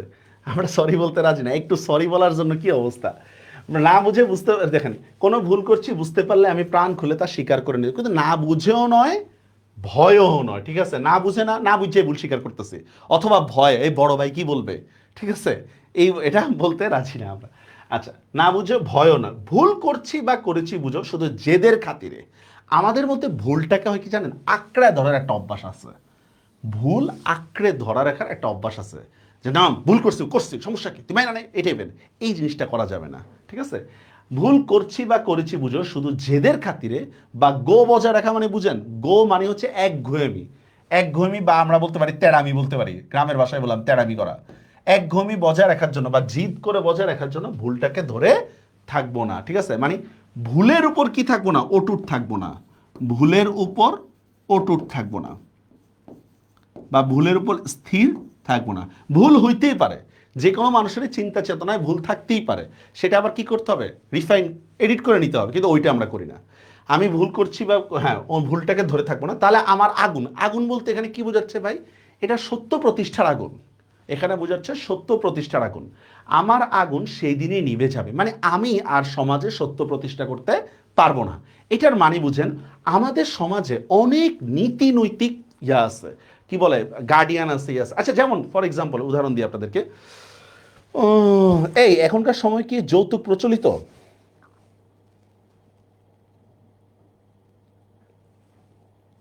প্রচলিত যৌতুক আছে? আচ্ছা, কেউ কেউ বলতেছেন আছে, কেউ কেউ বলতেছেন নাই। আচ্ছা, যেই বিয়েগুলো হয়, আমার কাছে মনে হয় এখনকার সময় যৌতুক আরো বেশি প্রচলিত। আচ্ছা, এখন আপনি দেখবেন আপনার বাপ মা আপনার জন্য স্বর্ণ রাখতেছে, ফার্নিচার রাখতেছে যৌতুক হিসাবে দেওয়ার জন্য, মানে ওনারা। আচ্ছা, এখন যেই ছেলেটা বিয়ে করতেছে তোর বুড়া ছেলে না, এত যুবক ছেলে, আমগো মতো বুড়া না, একটা যুবক ছেলে বিয়ে করতেছে। তো সে সারা জীবন দেখেন প্যারাগ্রাফ লেখা আছে, ডোরি সিস্টেম ইজ ফালতু সিস্টেম, যৌতুক বিরোধী ইত্যাদি ইত্যাদি, এগুলো লিখছে না? তারপরেও যৌতুকটা কেন প্রচলিত? সে সারা জীবন লিখে আসছে এই যে যৌতুক বিরোধী কথাবার্তা, তারপরও কেন যৌতুক বিরোধী প্রচলিত যৌতুক? কি বলেন তো?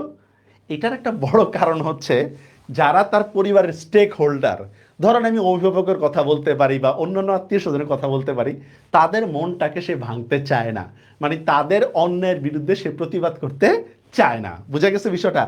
মা রাগ করবে, বাবা রাগ করবে, বা অমুকে রাগ করবে, মানে গুরুজন বা এদের অন্যায়ের বিরুদ্ধে যে কোনো প্রতিবাদ করা, সত্য প্রতিষ্ঠা করা, সত্য প্রকাশ করা, এই ইয়াটা তাদের নাই। কথাটা কি বুঝতে পারছেন? এইটাই এখানে বলতেছে দেখেন। তাহলে আমার আগুন, আমি যদি তাদের বিরুদ্ধে যদি প্রতিবাদই না করতে পারি, তাহলে আমার সত্য প্রতিষ্ঠার যে আগুনটা সেটা সেই দিনেই নিভে যাবে। বুঝতে পারছেন? আমি কখনোই সত্য প্রতিষ্ঠা করতে পারবো না। এই জন্য আমি যতই প্যারাগ্রাফ লিখি না কেন, যতই কম্পোজিশন লিখি, যতই সচেতনতা আনি, বিয়ার সময় ঠিকই কি নিতেছে, আমি যৌতুক নিতেছি। কারণ আমি মুরব্বীদেরকে কি করতে পারতেছি না, আমি তাদের কথার বিরুদ্ধে প্রতিবাদ করতে পারতেছি না। এই বুঝছেন? এই আবার রাগ করতেছেন নাকি আপনারা?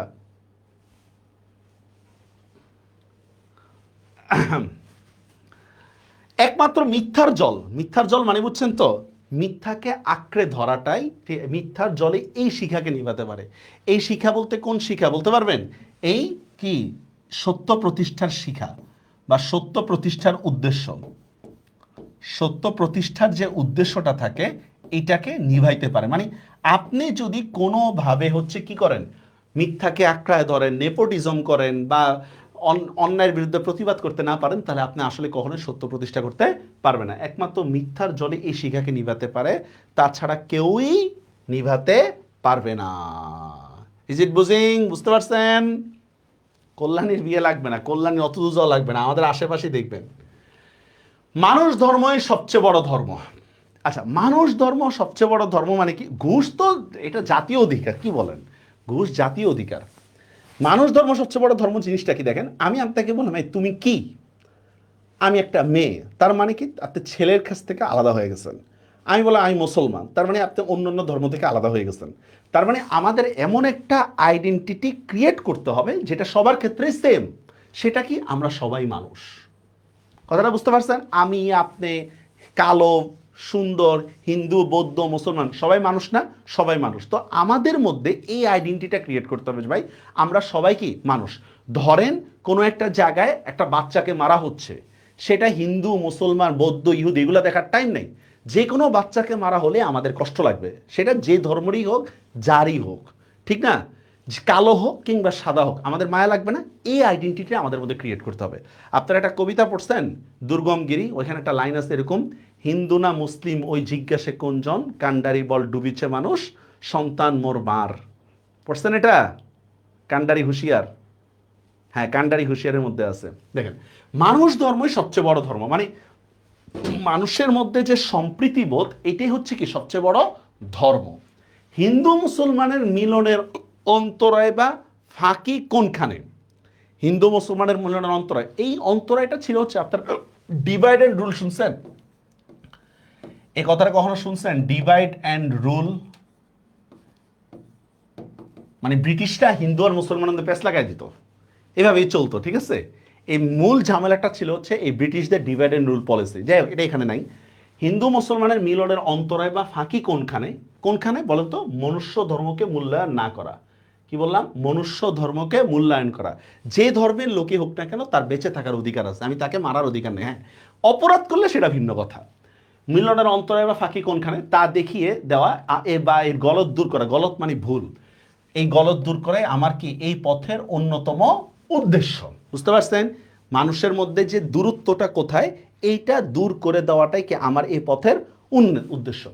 মানুষে মানুষে যেখানে প্রাণের মিল। আচ্ছা, প্রাণের মিলটা কি?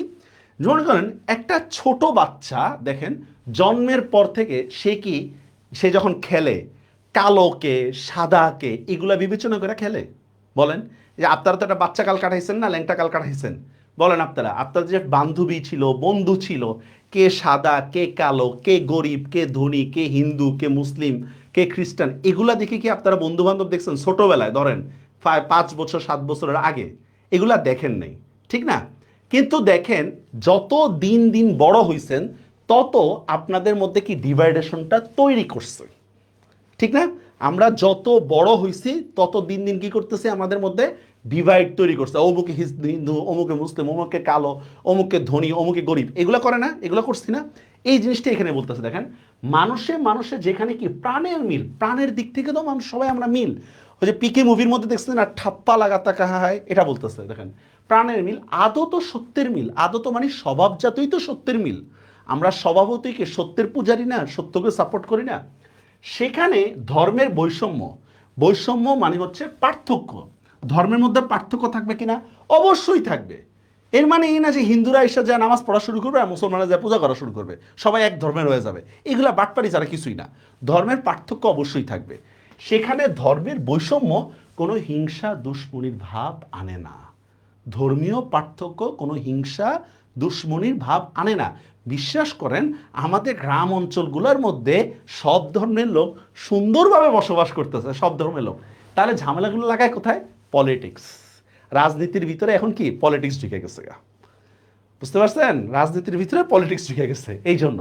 তা আমাদের মধ্যে কি আসলে গ্রাম অঞ্চলের মধ্যে কোনো বিভেদ আছে? সবাই একসাথে চলতেছে, কোনো সমস্যা নেই। সেখানে হিংসা দুশ্মনের কোনো ভাব আনে না। যার নিজের ধর্মে বিশ্বাস আছে, তাহলে প্রকৃত ধার্মিক কাকে বলতেছে? প্রকৃত ধার্মিক বলা হচ্ছে, দেখেন, যার নিজের ধর্মে বিশ্বাস আছে এবং যে নিজের ধর্মের সত্যকে চিনেছে। ঠিক আছে, রাসূল ইসলাম কি ইহুদিদের সাথে চুক্তি করছে না? কি বলেন?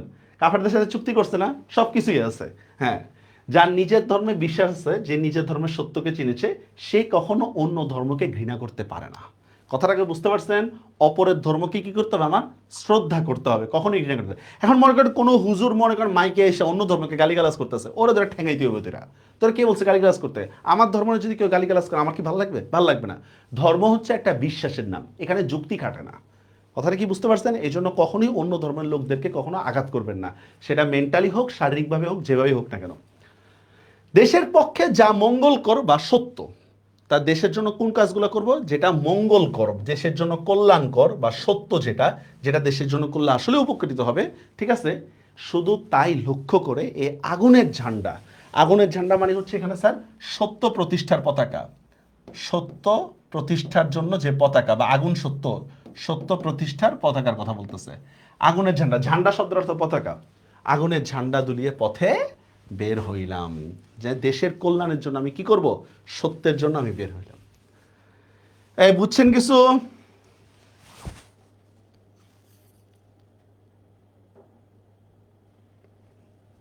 কি, প্রবন্ধটা একদম সহজ, আর অনেক কিছু বোঝার আছে, ঠিক আছে? এখন আপনাদের আসলে শোনার ধৈর্য আছে নাকি এটা বা কে জানি। আচ্ছা, যারা শুনছেন তাদেরকে অনেক অনেক ধন্যবাদ। নতুন কিছু জানতে পারছেন?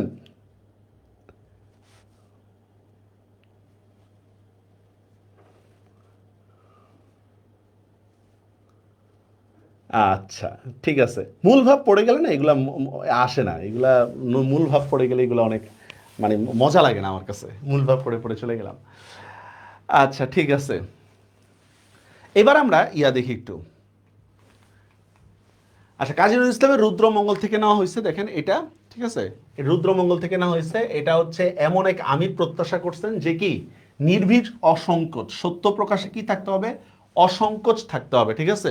সত্য প্রতিষ্ঠার ক্ষেত্রে কোনো ইয়া থাকতে পারবে না, কি বলে, সংকোচ বোধ থাকতে পারবে না। পরিস্থিতি বুঝে আমাকে সত্য প্রতিষ্ঠা করতে হবে।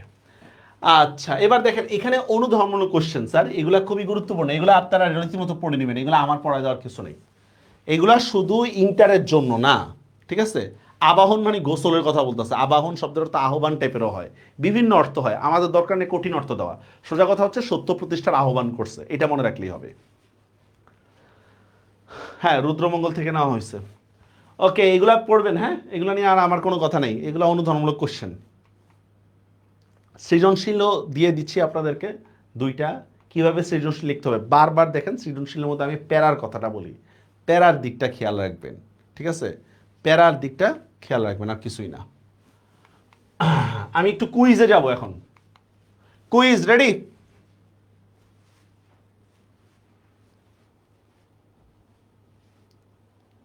Very very important.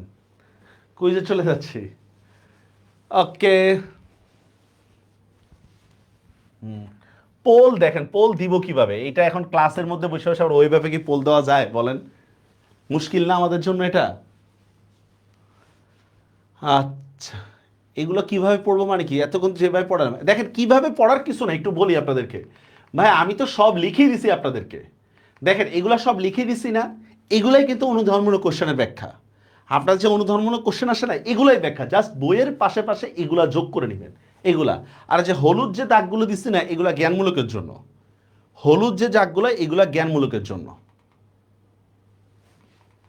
ঠিক আছে। সব দেখেন স্লাইডে সব রেডি করা থাকে না? নাকি আপনারা বলেন যে স্লাইড ছাড়া পড়াইতে পারবো না? ভাই দেখেন, এগুলা হয় কি, আমরা অনেক সময় অনেক টিচার করি কি নিজের ফ্লেক্সটা বাড়ানোর জন্য উল্টাপাল্টা কথাবার্তা বলি আমরা, যে হ্যাঁ আমি সামথিং কিছু হয়ে গেছে গা, আমি বাংলাদেশের সেরা টিচার, এরকম আসলে কিছু না। স্লাইডে যখন আমরা গোছায় আনি তখন অল্প সময়ে অনেক বেশি পড়ানো যায়। এর মানে এই না যে আমরা স্লাইড ছাড়া পড়াইতে পারি না। কথাটা কি বুঝতে পারছেন আমার? স্লাইডে যেহেতু আমরা সব কিছু গোছায় আনি, আপনাদের সময়ের তো দাম আছে, অল্প সময়ে অনেক বেশি আমরা পড়াইতে পারি। ধরেন আমি এখন আমার পটটা বা এই অনুধর্মটাই যদি আমি বলি, আমি এখানে যেভাবে গোছায় আনছি, কি মনে হয় আমি লিখে লিখে এভাবে গোছায় লিখতে পারবো বলেন? কি বলেন? আমরা তো কখনো এইভাবে লিখতে পারবো না। তো আসলে যেভাবে আসবে, যেভাবে যে যুগ আসবে সেভাবে অ্যাডপ্ট করে নিতে হবে। আমরা একটা সময় হোয়াইট বোর্ডে ক্লাস নিতাম, এখনও নিই, আমার কিন্তু অফলাইন কোচিং আছে, হোয়াইট বোর্ডে ক্লাস নিই। আবার কি এখন অনলাইনে এসে আমার ডিজিটাল বোর্ডে ক্লাস দিতে হইতেছে, এগুলো একটাও খারাপ কিছু না। আচ্ছা, 5 পৃষ্ঠা লেখা পূর্ণ সিকিউতে কি সৃজনশীল বইয়ের লাইন বেশি নাম্বার? না না, বইয়ের লাইন না, বুঝায় লিখতে হবে। বইয়ের লাইন না, নিজের মতো করে বুঝায় লিখতে হবে।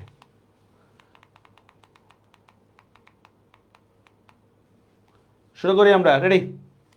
ফার্স্ট কোশ্চেন, মজিদ মাজারের রহস্য ফাঁস করে দিতে চায় কেন? নেগেটিভ মার্ক কাউন্ট করবেন।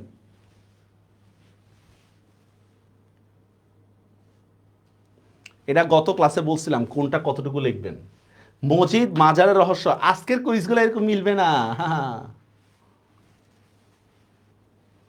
সাহিত্যই আপেক্ষিক, রাইট, ভালো কথা বলছেন। মজিদ মাজারের রহস্য ফাঁস করে দিতে চায় কেন? আচ্ছা ঠিক আছে, দেখি আমরা ধরি। হ্যাঁ, এটা রাইট অ্যান্সার হচ্ছে প্রতিহিংসায়, ক্ষোভে না স্যার, এটা হচ্ছে প্রতিহিংসায়। প্রতিহিংসার কথা মনে আছে? আউয়ালপুরের পীর আসছে, কেউ তার দিকে তাকায় দেখতেছে না, পরে সে মনে চাইছে ঠিক আছে আমি কি করি, সব ফাঁস করে দিই। এই হচ্ছে প্রতিহিংসায় মাজার রহস্য ফাঁস করে দিতে চায় মজিদ। পরের কোশ্চেন, বিদ্রোহী কবিতায় কবি নিচের কোনটি নন? বলেন। বিদ্রোহী কবিতায় কবি নিচের কোনটি নন? শ্মশান, লোকালয়, খড়গকৃপান, ধ্বংস। 2-এর কত, 3-এর কত, এভাবে লিখে দিয়েন। বিদ্রোহী কবিতা, হ্যাঁ রাইট, অনেকে পারছেন অনেকে পারেন নাই, কাউন্ট করবেন। রাইট অ্যান্সার হচ্ছে খড়গকৃপান। খড়গকৃপান ছিল হচ্ছে অত্যাচারীর। খড়গকৃপান কার ছিল? অত্যাচারী, মনে আছে? অত্যাচারীর খড়গকৃপান ভীম রণভূমে রণিবে না। পরের কোশ্চেন, দৃঢ় প্রতিজ্ঞ বুঝাইতে হচ্ছে বিলাসী গল্পে কোন শব্দটা ব্যবহার করা হয়েছে? দৃঢ় প্রতিজ্ঞ এটা বুঝাইতে বিলাসী গল্পে কোন শব্দটা ব্যবহার করা হয়েছে? বাঙালির বিষ, বিশ্বরীর আজ্ঞা, ম্যাজিস্ট্রেটের আজ্ঞা, মনসা দেবীর আজ্ঞা। বলেন। দৃঢ় প্রতিজ্ঞ বুঝাইতে কোন শব্দটা ব্যবহার করা হয়েছে? বি, সবাই লিখতেছেন? হয় নাই, রাইট অ্যান্সার হচ্ছে ম্যাজিস্ট্রেটের আজ্ঞা। বিশ্বরীর আজ্ঞার কোনো প্রভাব ছিল না, বিশ্বরীর আজ্ঞা। একটা লাইন আছে আমাদের, সাপের বিষ তো আর কি না, বাঙালির বিষ না, তার হচ্ছে কি বিশ্বরীর আজ্ঞার ম্যাজিস্ট্রেটের আজ্ঞা, এরকম একটা লাইন আছে। হ্যাঁ, মানে সাপের বিষ কি বাঙালির বিষের মতো নির্বিষ না, আর বিশ্বরীর আজ্ঞা ম্যাজিস্ট্রেটের আদেশের মতো দৃঢ় না। রাইট অ্যান্সার হচ্ছে ম্যাজিস্ট্রেটের আজ্ঞা। 4 নম্বর, কবি কোন স্নেহের কথা বলছে? বলেন। এটা হচ্ছে আমাদের, আমি কিংবদন্তির কথা বলছি কবিতায়। কবি কোন স্নেহের কথা বলছেন? মায়ের স্নেহ, বিচলিত স্নেহ, স্ত্রীর ভালোবাসা, ভাইয়ের স্নেহ, কোনটা বলছেন? আচ্ছা রাইট, রাইট অ্যান্সার হচ্ছে বিচলিত স্নেহ। আমি বিচলিত স্নেহের কথা বলছি, আমি বিচলিত স্নেহের কথা বলছি। Very good. পরের কোশ্চেন, নিচের কোন ধরনের ব্যক্তির পছন্দের উপর নির্ভর করা যায় না? বলেন। একটু উচ্চতর দক্ষতামূলক কোশ্চেন। নিচের কোন ধরনের ব্যক্তির উপর পছন্দের উপর নির্ভর করা যায় না? মামার পছন্দ, হরিশের পছন্দ, অনুপমের পছন্দ, সবগুলো, কোনটা হবে? কোন ধরনের পছন্দের উপর নির্ভর করা যায় না? সবাই লিখতেছেন বি, সি, ডি ইত্যাদি।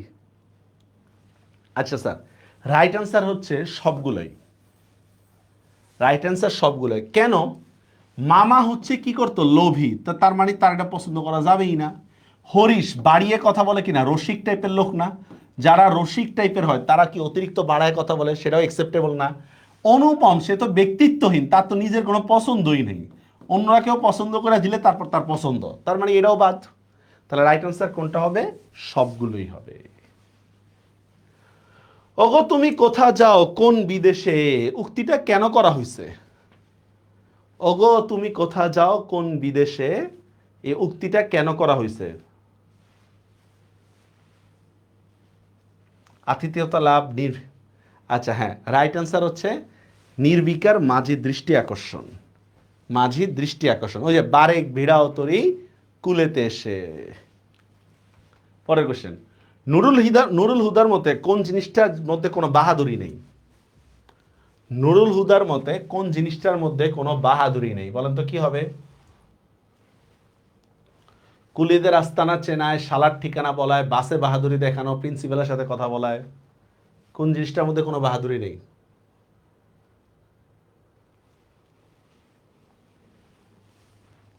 দেখছেন প্যাচ লাগতেছে? আচ্ছা, রাইট অ্যান্সার হচ্ছে শালার ঠিকানা বলায়। শালার ঠিকানা বলার মধ্যে কোনো বাহাদুরি নেই, কারণ শালা তো নুরুল হুদার বাড়িতেই থাকে, তাহলে এখানে বাহাদুরি থাকবে কোত্থেকে, ঠিক না? রাইট অ্যান্সার হচ্ছে শালার ঠিকানা বলা, একবারে লাস্টের পেজে দেখবেন যে 3-4 লাইন আগে এরকম। চোখ ভরা ভয় কার? 8 নম্বর কোশ্চেন, চোখ ভরা ভয় কার? নুরুল হুদার, প্রিন্সিপালের, সর্দার টাইপের লোক, ইসাক মিয়া। চোখ ভরা ভয়, নুরুল হুদার, প্রিন্সিপালের, সর্দার টাইপের লোক, ইসাক মিয়ার।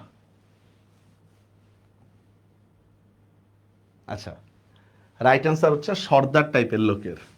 সর্দার টাইপের লোক, বুঝছেন? আরে রাখো রাখো বলে বলে নেমে যায়, সর্দার টাইপের লোক। অনেকেই পারেন নাই। জাতির যৌথ জীবন আর যৌথ চেতনার প্রতীক কোনটা? বলেন, জাতির যৌথ জীবন ও যৌথ চেতনার প্রতীক কোনটা? রাষ্ট্র, সরকার, সমাজ, পরিবার, কি হবে অ্যান্সার?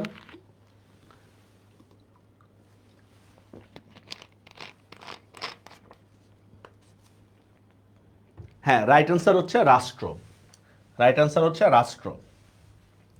একটি উজ্জ্বল জানালার কথা বলতেছে, এখানে উজ্জ্বল জানালা কিসের প্রতীক? স্বাধীনতার সূর্য, জ্ঞানের প্রত্যাশা, চিন্তার স্বাধীনতা, মুক্ত জীবনের প্রত্যাশা। হ্যাঁ রাইট, এটা হচ্ছে মুক্ত জীবনের প্রত্যাশা। একটি উজ্জ্বল জানালার কথা বলছি, এটা মুক্ত জীবনের প্রত্যাশা। Very good. ইমপিচমেন্ট এই শব্দের অর্থটা কি? ইমপিচমেন্ট এই শব্দের অর্থটা কি? অপসারণ, অভিশংসন, অনুরোধ জ্ঞাপন, বরখাস্ত। ইমপিচমেন্ট, অপসারণ, অভিশংসন, অনুরোধ জ্ঞাপন, বরখাস্ত, কি হবে অ্যান্সার? আচ্ছা, রাইট অ্যান্সার হচ্ছে অভিশংসন।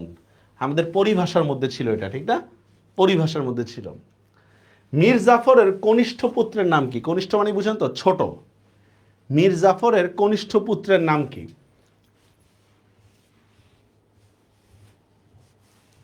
সাইফুদ্দৌলা, মিরন, নাজমুদ্দৌলা, রাজবল্লভ, কি হবে? কনিষ্ঠ পুত্রের নাম কি? আচ্ছা, অনেকে পারেন নাই, রাইট অ্যান্সার হচ্ছে সাইফুদ্দৌলা। মানে মীর জাফরের সবচেয়ে ছোট ছেলের নাম কি, ওইটা আমি জানতে চাইছি। রাইট অ্যান্সারটা হচ্ছে সাইফুদ্দৌলা। পারেন নাই?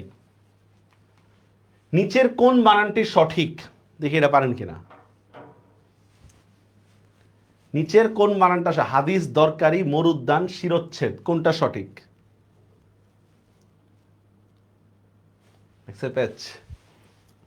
কেউ সি, কেউ ডি। আচ্ছা, রাইট অ্যান্সার হচ্ছে মরুদ্যান। হাদিসে দন্তস্ব হবে, দরকারিতে কারির অস্বীকার হবে, শিরশ্ছেদ হবে, শিরশ্ছেদ। রাইট অ্যান্সার হচ্ছে মরুদ্যান।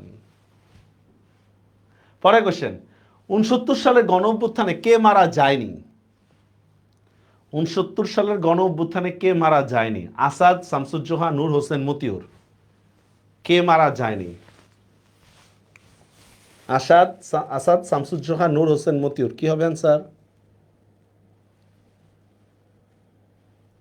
হ্যাঁ, রাইট অ্যান্সার হচ্ছে নূর হোসেন। নূর হোসেন হচ্ছে এরশাদ বিরোধী আন্দোলনে মারা গেছে। তো বাকি 3 জন, আপনারা ফেব্রুয়ারি 1970 কবিতাটা পড়লে দেখবেন, বাকি 3 জন হচ্ছে আমাদের গণ অভ্যুত্থানে মারা গেছে, ঠিক আছে? গণ অভ্যুত্থানে মারা গেছে। হ্যাঁ, 1987 সালে মারা গেছে।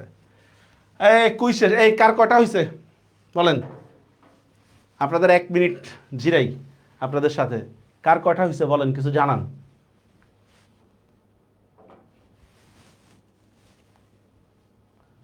15 নাই আর, 8টা হয়েছে, 5টা ভুল।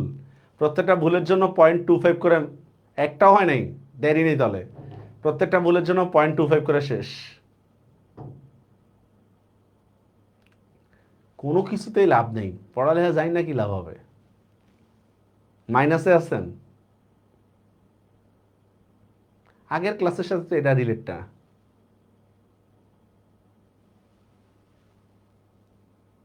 আমি আরো পয়েন্ট পাবো, আচ্ছা ঠিক আছে, পরের বার আসতে গেলে আমি আরো পয়েন্ট পাবো। আচ্ছা, কারো কোনো কোশ্চেন আছে? আমরা সেকেন্ড পেপার রিটেন ইয়াতে চলে যাবো, রিটেন পার্টে চলে যাব। দেখি কোনো কোশ্চেন থাকলে বলেন।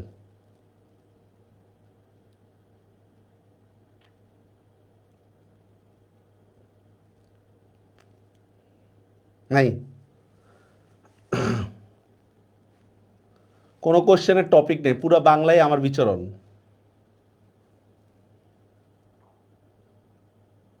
ভালো আছে, 9টা হয়েছে, আচ্ছা ঠিক আছে, মোটামুটি সমস্যা নেই।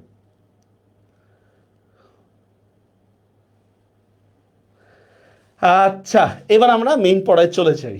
আমরা এখন প্রতিবেদন নিয়ে আলোচনা করব। প্রতিবেদন, ঠিক আছে? প্রতিবেদন নিয়ে দুনিয়ার প্যারা, ঠিক আছে? দেখেন, সৃজনশীল নিয়ে আলোচনা আমরা অনেকগুলা ভিডিওতে করছি। প্রতিটা ভিডিওতে যদি আমরা সৃজনশীল নিয়ে যদি কথা বলি, তাহলে দেখেন এটা শুনতে খারাপ লাগবে, মানে সবাই বিরক্ত হবে, ঠিক আছে? বাংলা সেকেন্ড পেপার, আচ্ছা যারা সেকেন্ড পেপার ক্লাস করছেন তারা কি ক্লাসে বুঝেন নাই বলেন? যারা ক্লাস করছেন, এখন আমাদের এই গেঞ্জি জেনারেশন, সরি জেনজি জেনারেশনের অবস্থা হয়েছে এরকম যে স্যার এমন একটা কিছু বলেন যে আমি পড়ালেখা করবো না কিন্তু ভালো রেজাল্ট করতে হবে। ভাই কিভাবে পসিবল বলেন? এখন এই জিনিসটাই যে আপনারা যদি পড়ালেখা না করেন তাহলে হবে? আমার মনে হয় না যারা আমাদের বাংলা ক্লাসগুলো করছে সেকেন্ড পেপার তারা পড়া বুঝে নাই, যদি মনোযোগ সহকারে ক্লাস করে থাকে। কি বলেন? আজকে একজন বলছিলেন স্যার প্রথম পত্রে কিছুই পারি না, এই যে আজকে আমরা আমার পথ পড়ছি, কি বুঝেন নাই কিছু বলেন? এখন কথা হলো যে আমি ক্লাস যদি না করি তাহলে কিভাবে হবে বলেন?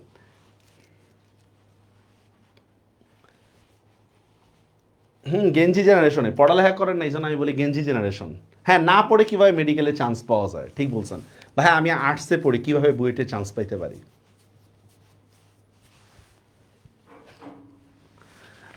আচ্ছা, রেডি? প্রতিবেদন, সবাই ঠান্ডা হন, এখানে অনেক ঝামেলা আছে। প্রতিবেদন কোনো ঝামেলাই নেই বাস্তবে।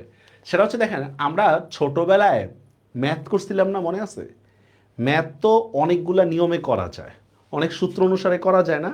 যে সূত্রেই আপনার অ্যান্সারটা রাইট আসবে সেটাই রাইট, কিন্তু কিছু টিচার আছে কি করতো, কেটে দিত না, তুমি আমার সূত্র ফলো করো নাই কেন, আমার সিস্টেম ফলো করো নাই কেন, এগুলো নিয়ে ঝামেলা করতো না?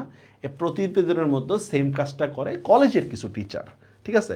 বাকি বোর্ডের মধ্যে এরকম কোনো ঝামেলা নাই, বোর্ডের মধ্যে কোনো ঝামেলা নেই। মনে রাখবেন আপনারা, আপনাদের হচ্ছে ইয়াতে কত জানি কি বলে এটাকে, হুম, আপনাদের যে দ্বিতীয় পত্রের যে কোর্সটা, মানে দ্বিতীয় পত্র, দ্বিতীয় পত্রের যদি আমরা মান বন্টনে যদি যাই, দ্বিতীয় পত্র মান বন্টন, তো দ্বিতীয় পত্র মান বন্টনে গেলে আমরা দেখব হচ্ছে এরকম 30 নাম্বার হচ্ছে কি ব্যাকরণ, ঠিক না? 30 হচ্ছে ব্যাকরণ, 10 হচ্ছে আমাদের পরিভাষা, ঠিক আছে? এরপর হচ্ছে 20 হচ্ছে আমাদের রচনা, রচনা, আর বাকি 40 হচ্ছে বাকিগুলো, ঠিক না? বাকি 40-এর মধ্যে কি কি আছে, ধরেন সারাংশ, তারপর হচ্ছে আমাদের আরো যা যা আছে, প্রতিবেদন, গোড়ার ডিম ইত্যাদি ইত্যাদি আছে। একটা জিনিস মনে রাখবেন, আমাকে যদি সেকেন্ড পেপারে A+ যদি পাইতে হয় বা ভালো কিছু যদি করতে হয়, আমার টার্গেট শুধু হচ্ছে এই 10 নাম্বার, এই 40 নাম্বার, এই 40-এ 40 পাইতে হবে। আমি যদি এই 40-এ 40 পাই তাহলে আমার A+ কেউ থেকে রাখতে পারবে না। কথাটা কি বুঝতে পারছেন? আমি যদি এই 40-এ 40 যদি পাই তাহলে আমার A+ নিশ্চিত। ওই যে রচনা আসছে না, দেখেন রচনা কিন্তু কোনো এক্সাক্ট কোনো নিয়ম নেই, আপনাকে লিখতে হবে 15 পৃষ্ঠা 18 পৃষ্ঠা লিখতে হবে, হুদাই টাইম ওয়েস্ট, কিন্তু লিখতে হবে, কিছু করার নাই। হ্যাঁ, এটা বাদ দিতে পারলে সবচেয়ে ভালো হইতো আর কি। এখন এখানে 20-এ 20 পাবেন না, স্বাভাবিক। 15, 16, 17, 18 পাবেন। সারাংশ, সারমর্ম, ভাব সম্প্রসারণ, প্রতিবেদন, সংলাপ, সাবিজাবি, এগুলো একটা অ্যাভারেজ নাম্বার দিয়ে দেয়, 8, 9, 7 অ্যাভারেজ নাম্বার দিয়ে দেয়। খাতা ঠিক মতো দেখে কিনা আমার মনে হয় না, না দেখার সম্ভাবনাটাই বেশি। কিন্তু কাট্টা কাট্টা নাম্বার হচ্ছে A40, এখানে আমাকে 40-এ 40 পাইতেই হবে, 1 নাম্বারও কম পাওয়া যাবে না। A40 পাইলে বাকি A+ বা 90 নাম্বার টোটাল আমার ইজি। কথাটা কি বুঝতে পারছেন? তাহলে আমার টার্গেট কোনটা, এই 40 নাম্বার।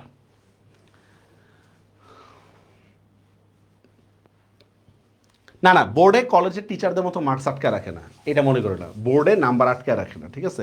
হ্যাঁ, যদি আপনার অতিরিক্ত পরিমাণে বানান ভুল হয়, একবারে বিশ্রী লাগতেছে, ঠিক আছে, মনে করেন বানাম ভুল এই টাইপের যদি লেখেন, তাহলে ভাই কিছু তো কাটবেই। আর এগুলো টিচারের মন মর্জির উপর ডিপেন্ড করে। এখন টিচার যদি তার ওয়াইফের সাথে ঝগড়া করে এসে যদি খাতা দেখে, তাহলে ভাই ঝালটা আপনার খাতার উপরে দিয়ে যাবে, এটাই স্বাভাবিক। বানাত গণিত। আচ্ছা ঠিক আছে। দেখেন একজন বলতেছেন ভিডিও আটকে, দেখেন ভিডিও যদি আটকাইতো তাহলে সবাই তো বলতো যে ভিডিও আটকে যাচ্ছে, বলেন আপনার ওখানে নেটে স্পিড ঝামেলা হচ্ছে কোনো। ওকে, শুরু করি আমরা। প্রতিবেদন স্যার, প্রতিবেদন কি, প্রতিবেদনের বৈশিষ্ট্য, এগুলা নিয়ে আমাদের আলোচনার কিছু নেই। প্রতিবেদন ঠিক আছে, দুনিয়ার কথাবার্তা আছে। দেখেন প্রতিবেদনের মধ্যে সুনির্দিষ্ট একটা কাঠামো আছে, এক একটা এক এক রকম সিস্টেম, সঠিক তথ্য লিখতে হবে, সম্পূর্ণতা, স্পষ্টতা, এগুলা হচ্ছে মানে কি বলা যায় যে ফার্স্টে হচ্ছে নির্দেশনা টাইপের, এগুলো আমাদের জানা দরকার। আমরা মেইন পড়ায় চলে যাই আর কি, ঠিক আছে, মেইন পড়া। দেখেন এই জিনিসটা একটু দেখেন ভালো করে। আমরা তিন টাইপের প্রতিবেদন দেখি, আমরা সাধারণত তিন টাইপের প্রতিবেদন দেখি। একটা হচ্ছে সংবাদপত্রের জন্য এক ধরনের প্রতিবেদন দেখা যায়, ব্যক্তিগত এক ধরনের প্রতিবেদন দেখা যায়, আর প্রাতিষ্ঠানিক প্রতিবেদন দেখা যায়। আমাদের পরীক্ষায় কোন দুইটা আসে? সাধারণত এই সংবাদপত্রেরটা আসে আমাদের, ঠিক আছে, সাধারণত সংবাদপত্রের প্রতিবেদনটা আমাদের আসে, আর হচ্ছে এই প্রাতিষ্ঠানিক প্রতিবেদনটা আমাদের পরীক্ষায় আসে। কথাটা কি বুঝতে পারছেন? বাকি যে ব্যক্তিগত যেটা বা অনানুষ্ঠানিক প্রতিবেদন যেটা, এইটা তুলনামূলকভাবে আসে না। আপনারা কিন্তু পড়ায় মনোযোগ দেন, হ্যাঁ, একটু খেয়াল করেন বিষয়গুলো। তাহলে আমরা দেখতেছি হচ্ছে প্রতিবেদন সাধারণত তিন প্রকার, আর অনেক প্রকার আসতে পারে। আমার ফোকাস করব কোনটা, সংবাদপত্রের জন্য প্রতিবেদনটা আর প্রাতিষ্ঠানিক প্রতিবেদন, এই দুইটা জিনিস হচ্ছে আমি ফোকাস করব আমি। এখন দেখেন এই সংবাদপত্রের জন্য প্রতিবেদন কি, জাতীয় যে কোনো ইস্যু নিয়ে যদি আপনাকে লিখতে বলে, জাতীয় ইস্যু মানে এমন কোনো বিষয় যেটা মোটামুটি হচ্ছে জাতিকে ইম্প্যাক্ট ফেলে, যেটা সেই বিষয়টা আপনাকে সংবাদপত্রে লিখতে হবে। ডিরেক্টলি যদি লেখা নাও থাকে যে সংবাদপত্রের জন্য লিখো, তাও আমি সংবাদপত্রের জন্য লিখতে হবে। ধরেন বাংলাদেশ ইন্ডিয়ার সাথে জিতছে, জাতীয়ভাবে আমরা খুশি, ক্রিকেট খেলা জিতছে, বা বাংলাদেশ হারছে, আমরা কষ্ট পাইছি, দলটা হারছে, ঠিক আছে, একটা ইম্প্যাক্ট ফেলে তো জাতির উপরে, ঠিক না? এই জিনিসটাকে যেগুলো বাংলাদেশ এবং ইন্ডিয়ার ক্রিকেট ম্যাচ নিয়ে একটা প্রতিবেদন লেখো, তাহলে আমাকে কোথায় লিখতে হবে বলেন তো? সংবাদপত্রের জন্য আমি যেভাবে লিখি সেভাবেই লিখতে হবে, বুঝতে পারছেন? অথবা প্রশ্নের মধ্যে লেখাই থাকবে ডিরেক্টলি যে এটা পত্রিকায় প্রকাশের জন্য লেখো, প্রশ্নের মধ্যে যদি ডিরেক্টলি লেখাই থাকে, বা আপনি বুঝতেছেনই না এটা কি জাতীয় ইস্যু নাকি সংবাদপত্রের জন্য, তাহলেও সংবাদপত্রটাকে ইফেক্ট করবেন। বুঝা গেছে বিষয়টা? এমন কোনো রিপোর্ট দিছে যেটা কি সংবাদপত্রের জন্য নাকি জাতীয় ইস্যু, দুটার একটাও বুঝতে পারতেছেন না, কনফিউজড আপনি, সেটাও আপনি চেষ্টা করবেন হচ্ছে সংবাদপত্রের ইস্যুতেই দিয়ে দিতে, সংবাদপত্র রিপোর্টের জন্য। কথাটা কি বুঝতে পারছেন? আমার কথাটা কি বুঝতে পারছেন? আচ্ছা, এবার আসেন ব্যক্তিগত প্রতিবেদন জিনিসটা কি। সাধারণত যেগুলো হচ্ছে বিতর্কহীন বিষয়, বিতর্কহীন বিষয় মানে কি, ধরুন আমি বললাম অ্যাসিড সন্ত্রাস, এটা নিয়ে কার কোনো মতবিরোধ আছে? মতবিরোধ নাই, ঠিক আছে। পরিবেশের উন্নয়নের জন্য চাই বৃক্ষরোপণ, ঠিক আছে, বৃক্ষরোপণের উপকারিতা, বনায়নের উপকারিতা, গ্রিন হাউস নির্গমন, সামথিং কত কিছু আছে না, যেই বিষয়গুলো নিয়ে কোনো বিতর্ক নাই, যা সবাই মানে, সেই জিনিসগুলোকে আমরা হচ্ছে কি হিসেবে দেখব, ব্যক্তিগত প্রতিবেদন হিসেবে কাউন্ট করব। কথাটা কি বুঝতে পারছেন? ব্যক্তিগত প্রতিবেদন, তুলনামূলকভাবে ব্যক্তিগত প্রতিবেদন আসে না। 3 নম্বর হচ্ছে প্রাতিষ্ঠানিক প্রতিবেদন। সে দেখেন কোনো ঊর্ধ্বতন কর্তৃপক্ষের নিকট যদি কোনো প্রতিবেদন পাঠাইতো, ঊর্ধ্বতন কর্তৃপক্ষ বলতে কি বোঝাচ্ছি, ধরেন আমি কলেজের অধ্যক্ষর নিকট একটা প্রতিবেদন লিখতেছি, আপনার কলেজে ধরেন বিতর্ক প্রতিযোগিতা অনুষ্ঠান হয়েছে, তাহলে এটার একটা রিপোর্ট লিখে আপনার অধ্যক্ষকে জমা দিতে হবে। বা ধরেন আমি কোনো মন্ত্রীর কাছে কোনো একটা প্রতিবেদন লিখতেছি, বা পুলিশের আইজিপির কাছে একটা প্রতিবেদন লিখতেছি, মনে করেন একটা এলাকায় একটা দুর্ঘটনা ঘটছে, তো আমি সড়ক মন্ত্রীর কাছে একটা রিপোর্ট লিখতেছি। অথবা আপনার এলাকায় একটা ব্রিজ কালভার্ট দরকার, আপনি মনে করেন যে জনপ্রশাসনের কোনো একটা মন্ত্রণালয় বা কোনো একটা কর্তৃপক্ষের একটা রিপোর্ট লিখতেছেন। এই জিনিসগুলো হচ্ছে প্রাতিষ্ঠানিক প্রতিবেদন। এই প্রাতিষ্ঠানিক প্রতিবেদন আর সংবাদপত্রের প্রতিবেদন দুইটা লেখার স্ট্রাকচার কিন্তু একরকম না। এতটুকু কি আমার বুঝতে পারছেন আমার কথাটা? এতটুকু বুঝতে পারছেন? আচ্ছা, এবার আমরা চাই। আচ্ছা, এবার দেখেন স্যার, যে কোনো একটা প্রতিবেদনে চারটা জিনিস আছে। যে কোনো একটা প্রতিবেদনে চারটা জিনিস লাগে। দেখেন কি কি? দেখেন কি বলতেছি আমরা, শিরোনাম, শিরোনাম লাগবে মাস্ট। পত্রিকা খুললে আমরা শিরোনাম পাই, ঠিক না? আচ্ছা, সূচনা অংশ মানে সূত্র যেটাকে আমরা বলি, বিষয়বস্তু আর প্রতিবেদকের নাম ঠিকানা, এই জিনিসগুলা চারটা বিষয়: শিরোনাম, সূত্র, নাম ঠিকানা, আর কি হচ্ছে বিষয়বস্তু আর নাম ঠিকানা। শিরোনাম, সূত্র, বিষয়বস্তু আর নাম ঠিকানা, বাস এই চারটা জিনিস প্রত্যেকটা প্রতিবেদনে থাকতে হয়। কিছু কিছু জায়গায় নাম ঠিকানাটা ডিরেক্টলি লিখে দিতে হয়, কিছু জায়গায় নাম ঠিকানা ডিরেক্টলি লিখতে হয় না, এতটুকুই পার্থক্য। শিরোনামের ক্ষেত্রে আমাদের কি মনে রাখতে হবে, এই আপনারা ইয়া করেন তো, কি জানি বলে, অনলাইন পোর্টাল দেখেন তো নাকি? অনলাইন পোর্টাল অনলাইন পোর্টালগুলো দেখেন, এই যে পরীক্ষায় কখনো শিরোনাম নির্দিষ্ট করে দেওয়া থাকে, ওটা গেল। সাধারণত আমাদের বর্তমান পরীক্ষাগুলোর মধ্যে শিরোনাম নির্দিষ্ট করে দেওয়া থাকে না, বিষয়বস্তু দেওয়া থাকে আমাদের। দেখেন, সংবাদপত্রের জন্য কোনো প্রতিবেদন লিখতে গেলে দেখেন এখানে, আচ্ছা শিরোনাম নিয়ে আমি কথা বলতেছি। শিরোনাম, শিরোনামটা অবশ্যই আকর্ষণীয় হইতে হবে। কি বললাম? শিরোনামটা আমার অবশ্যই আকর্ষণীয় হইতে হবে। আকর্ষণ মানে মিথ্যা ইনফরমেশন না, এটা বুঝে নিয়েন।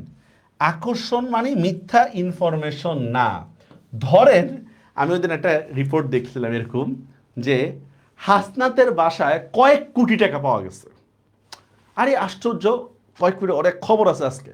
তো করলাম কি, মনে করেন যে ক্লিক করলাম, ক্লিক করে দেখলাম নিচে লিঙ্ক দেওয়া রাখছে, মানে কয়েক কোটি টাকা পাওয়ার কথাটি গুজব। এর কেমন রাগটা উঠে বলেন? এইগুলাকে শিরোনাম বলা হয় না। আপনার না ক্লিক বেট সাংবাদিকতা দেখছেন না আপনি? মানে হেডলাইন এমনভাবে লিখছে কি না কি, ভিতরে যায় দেখে কি, কিচ্ছু না। ঠিক আছে? তো এইভাবে দেওয়া যাবে না। আকর্ষণ বলতে এই জিনিসটা বোঝায় না। ধরেন আমি আকর্ষণ বুঝাইতে লিখলাম বাজারে আগুন। এখন বাজারে আগুন মানে কি বলতেছেন? কি আগুন লেগে গেছে এটা বুঝাইতেছে? কি বাজারে আগুন বলতে এটা বুঝাচ্ছেন? বুঝাচ্ছে হচ্ছে কি, দ্রব্যমূল্যের দাম বেড়ে গেছে। ঠিক আছে ভাই, দেখেন গাড়ি ঢাকায় যেন সব থেমে যায়, মানে কি ঢাকায় যানজট চলতেছে। ঠিক আছে, এই টাইপের বিষয়গুলো আমরা একটু আতঙ্কগ্রস্ত শিরোনাম করতে পারি, কিন্তু এমনভাবে শিরোনাম করব না যে অমুকরে দেখলে আমার এই হয়, কি হয়, এই ইত্যাদি হয়। ব্যাখ্যাটা করলাম না পুরোপুরি? আমাদের একটা গল্প আছে। আচ্ছা, প্রতিবেদনের সারাংশটাই শিরোনামে ফুটায় তুলতে হবে। আপনারা অনলাইন যদি ইয়াগুলা যদি দেখেন, অনলাইনের ইয়াগুলো দেখবেন যে আপনার মূল বিষয়বস্তুর সাথে শিরোনামের কোনো মিলই নেই। অনলাইন পোর্টালগুলো যদি আপনারা শিরোনামগুলো যদি দেখেন, ঠিক আছে, তাই বলছেন প্রতিবেদনের সারাংশ শিরোনামে ফুটায় তুলতে হবে। ফর এক্সাম্পল মনে করেন দ্রব্যমূল্যের বৃদ্ধি। এখন আমি যদি বলি দ্রব্যমূল্যের ঊর্ধ্বগতি, তার মানে আপনাকে মিনিমাম 4-5টা জিনিসের নাম বলতে হবে যেটার দাম বেশি এবং যেটা মানুষের ক্রাইং নিড লাগবে, এটাকে আমরা বলো দ্রব্যমূল্য।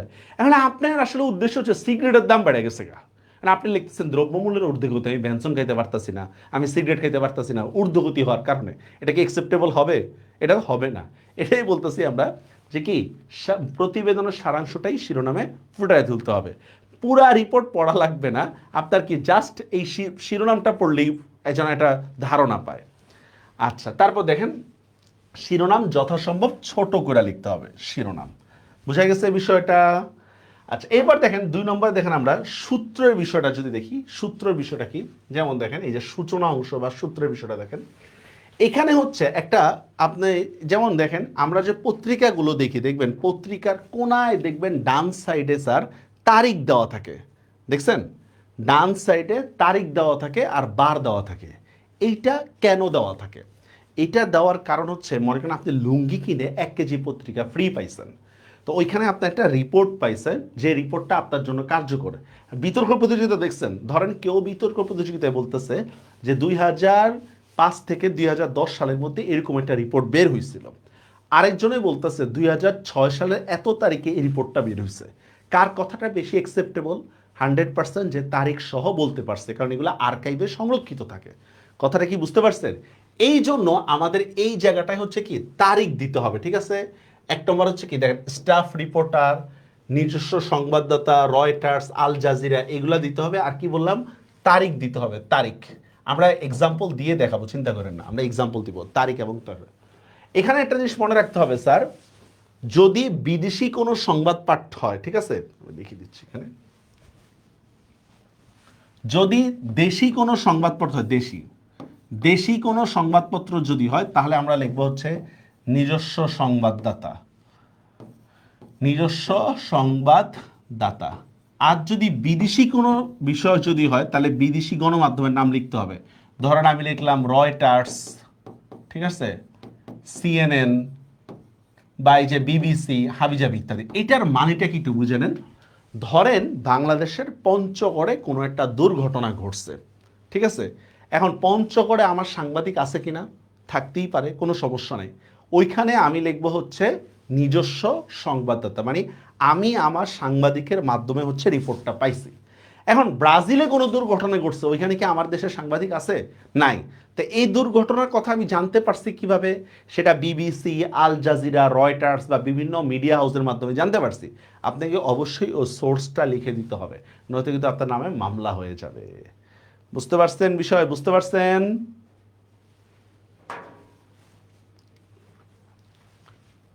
আচ্ছা, বিষয়বস্তু এখানে দেখেন 5টা কোশ্চেনকে ফোকাস করতে হবে। দেখেন কি, কেন, কিভাবে, কোথায়, পরীক্ষায় কিচ্ছু দেখে না, যা মন চায় লিখে দিয়েছেন, কোনো সমস্যা নেই। আর 4 নম্বরে হচ্ছে নাম ঠিকানা, এগুলো দিতে হবে, এই জিনিসটাই। আসেন এই যে প্রতিবেদন, দেখেন প্রতিবেদনটাগুলো কিভাবে লিখবো আমরা। প্রতিবেদন দিলে ভালো হবে না, অবশ্যই চেষ্টা করবেন দিনলিপি লিখতে। প্রতিবেদন না লিখে দিনলিপি দেওয়ার চেষ্টা করবেন, কিন্তু আমরা তো আর না পড়ায় পারবো না, কি বলেন, আমাদের পড়াইতে হবে না? হ্যাঁ, ওই দেখেন একজন লিখছে প্রতিবেদন নিয়ে কি দ্বিতীয় কোনো ক্লাস হবে? না, কোনো ক্লাস হবে না, আজকেই তো শেষ হবে প্রতিবেদন, কিসের ক্লাস হবে? দেখেন একটা সংবাদপত্রের জন্য যে রিপোর্টটা, ওটা লিখবেন কিভাবে, এই জিনিসটা খুব গুরুত্বপূর্ণ। একটা সংবাদপত্রের জন্য রিপোর্ট হচ্ছে, ফার্স্টে আমরা কি করব বলেন তো, শিরোনাম বা ডকুমেন্টস, ডকুমেন্টস মানে বুঝেন, ডকুমেন্টস মানে হচ্ছে নাম ঠিকানা, আমি লিখে দিব, চিন্তা করেন, নাম ঠিকানা, শিরোনাম, সূচনা ও মূল বক্তব্য, এই জিনিসটা ফলো করতে হবে। শিরোনাম, ডকুমেন্টস মানে নাম ঠিকানা, শিরোনাম, সূচনা, মূল বক্তব্য। মূল বক্তব্যগুলো পয়েন্ট আকারে দেওয়া যাবে না, নিজস্ব কোনো মতামত দেওয়া যাবে না। আচ্ছা, একটা উদাহরণ দেখি, তাহলে বুঝতে আমাদের সুবিধা হবে। এই দেখেন, এটা একটা পত্রিকার জন্য একটা রিপোর্ট, এটা হচ্ছে একটা পত্রিকার জন্য একটা রিপোর্ট। বিষয়বস্তুটা কি, ধরেন দ্রব্যমূল্যের ঊর্ধ্বগতি, এই জিনিসটা নিয়ে আমরা লিখতেছি। তাহলে ফার্স্টে আমরা কি দিচ্ছি, দেখেন এই যে ফার্স্টে দেখছেন এটা ডকুমেন্টস বা নাম ঠিকানা, দেখছেন ফার্স্টে আমরা কি দিলাম, ডকুমেন্টস বা নাম ঠিকানা, যে ওমর ফারুক অমুক তমুক এসে। আপনারা কি করবেন এই ক্ষেত্রে, ক খ গ এগুলা দিবেন, ঠিক আছে, নিচের নাম না দেওয়ার চেষ্টা করবেন, কারণ কিছু নাম, কিছু জেলা, এগুলা নিয়ে কিন্তু আমাদের একটু হেড আছে, একটু চুলকানি আছে আমাদের। ধরেন মনে করেন যে আপনি নাম দিলেন ওমর ফারুক, এখন যে ম্যাডাম খাতা দেখতেছে, ওই ম্যাডাম মনে করেন ওমর ফারুক নামে কোনো একটা ছেলের কাছ থেকে চিটের শিকার হয়েছে বা একা খাইছে, ওই ম্যাডাম কিন্তু যে আপনার উপর দিয়ে ইয়ে করবে, ঝামেলাটা করবে। বা আপনার বাড়ি মনে করেন নোয়াখালীতে, ধরেন এখন হে মনে করেন নোয়াখালী দেখতে পারে না, ওইটার উপর দিয়ে ঝামেলা, নোয়াখালীলা পোলা নোয়াখালীলা মায়ের এমনি লেখে, কোনো দরকার নেই। আমরা ক খ গ গ দিব, এটাই বেটার, ঠিক আছে।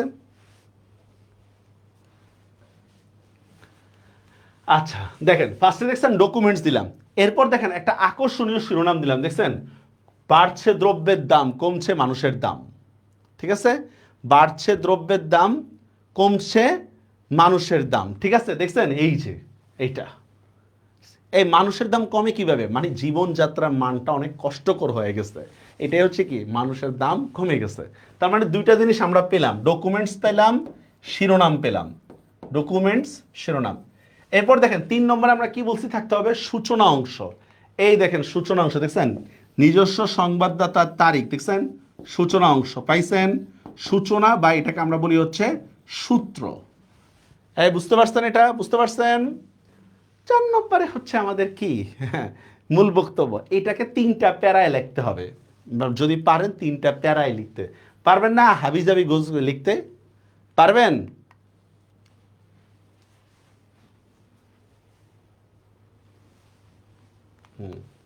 আমি জাস্ট স্ট্রাকচারটা ফলো করব, আমরা বুঝে নেন, ডকুমেন্টস মানে নাম ঠিকানা, তারপর কি শিরোনাম, আর কি সূত্র, বাস এইটুক, তারপর মূল বক্তব্য। এখন এই যে টাইমের ব্যাপারে একটা যদি সতর্ক থাকেন, এত ইমার্জেন্সি না, তারপরে বলতেছি এটা, যে মনে করেন আমি বললাম যে দ্রব্যমূল্যের ঊর্ধ্বগতি কোন টাইমটাই বেশি থাকে, সকালবেলা, ঠিক না, প্রচুর যানজট, কোন টাইমটা বেশি থাকে? সকাল এবং সন্ধ্যাবেলা, ওইভাবে বুঝা দিয়েন, ঠিক আছে? আর আপনি দেখেন দ্রব্যমূল্যের ঊর্ধ্বগতি রাতের 12টা, তুই রাতের 12টা বাজার করতে গেছিস কি লেগে ঊর্ধ্বগতি দেখবি? দেখেন প্রতিবেদন লিখেন না লিখেন দরকার নাই, বৈশা যেহেতু আছেন শিক্ষা নিতে সমস্যাটা কি বলেন? বলতেছি কত পেজ লিখবেন, কত পেজ লিখবেন বলতেছি, পারিবেন? শেষ। এই এই এখানে প্রতিবেদনটা অনেক বড় করে দিছি, আপনারা লিখবেন হচ্ছে সর্বোচ্চ হচ্ছে 2.5 থেকে 3 পেজ, 2.5 থেকে 3 পৃষ্ঠা লিখবেন, আর কিচ্ছু না। কতটুকু বললাম? 2.5 থেকে 3 পেজ। পারবেন এতটুকু? ভাই কোনোটাতে বেশি নাম্বার রিয়া নাই, এইগুলা ফাও কথা যে কোনটাতে বেশি নাম্বার পাওয়া যায়, ঠিক আছে? সবগুলাতেই তো সেম নাম্বার, তাহলে আবার বেশি নাম্বার কি আছে? নাম্বার তো 10, সবগুলাই সেম।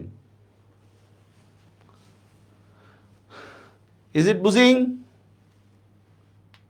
না না, কোন পেজ থেকে শুরু করবো ওইটারও কোনো ইয়া নেই, এটা তো আবেদনপত্র লিখতেছেন না, ঠিক আছে? আবেদনপত্র লিখতেছেন না, এই বুঝছেন এটা? এবার দেখেন আরেকটা বিষয় স্যার, এবার আমরা এই জিনিসটা তো আমরা বাদ, এটা আসে না তেমন একটা। এই জিনিসটা দেখেন, প্রাতিষ্ঠানিক প্রতিবেদন লিখবো কিভাবে? আমরা ফার্স্টে একটা আবেদন লিখবো, ওই যে খেয়াল আছে ছোটবেলায় লিখছেন নলকূপের জন্য আবেদন লিখছিলেন, মনে আছে? মাননীয় অমুক তমুক এই সেই ইত্যাদি ইত্যাদি, নলকূপের জন্য যে আবেদন। ফার্স্টে হচ্ছে আবেদন, এরপর হচ্ছে শিরোনাম, মূল বক্তব্য আর ডকুমেন্টস, ঠিক আছে? কি কি দিলাম? শিরোনাম, মূল বক্তব্য, তার ফার্স্টে হচ্ছে কি আবেদন লিখবো আমরা একটা আবেদন, তারপর কি শিরোনাম, মূল বক্তব্য, ডকুমেন্টস। আর এরপরে দেখেন স্যার, মূল বক্তব্য পয়েন্ট আকারে দেওয়া যাবে, কোনো সমস্যা নেই। দেখেন আমরা একটু লেখায় দিচ্ছি আপনাদেরকে, দেখেন ফার্স্টেই দেখেন তো, এই দেখছেন একটা মূল বক্তব্য, এই মূল বক্তব্যের মধ্যে একটা খুব ইম্পর্টেন্ট বা ভাইটাল পয়েন্ট হচ্ছে এই জিনিসটা, এই জিনিসটা, এটাকে বলা হচ্ছে স্মারক। ফার্স্টেই দেখেন কি, ফার্স্টে হচ্ছে আমাদের তারিখ, দেখছেন তারিখ, আর এই যে পুরাটা পুরাটা এখন শেষ হয়নি আর কি, এই যে এই পুরাটা হচ্ছে কি আমাদের, এই যে এই পুরাটা হচ্ছে আমাদের আবেদন, এই পুরোটাই হচ্ছে কি আমাদের আবেদন, ঠিক আছে? ফার্স্টে একটা আবেদন করতে হবে, কিভাবে দেখেন, বরাবর মাননীয় অধ্যক্ষ সামথিং গোড়াডিম ইত্যাদি ইত্যাদি, কলেজের বার্ষিক বিতর্ক দিয়ে অনুষ্ঠান, আদেশ নম্বর বা স্মারক নম্বর। কারণ অধ্যক্ষ, বিচারক বা বড় বড় লোক যারা আছে, এরা যখন কোনো একটা আদেশ দেয় তখন সেটা হচ্ছে লেখা হয়ে যায়, বুঝতে পারছেন?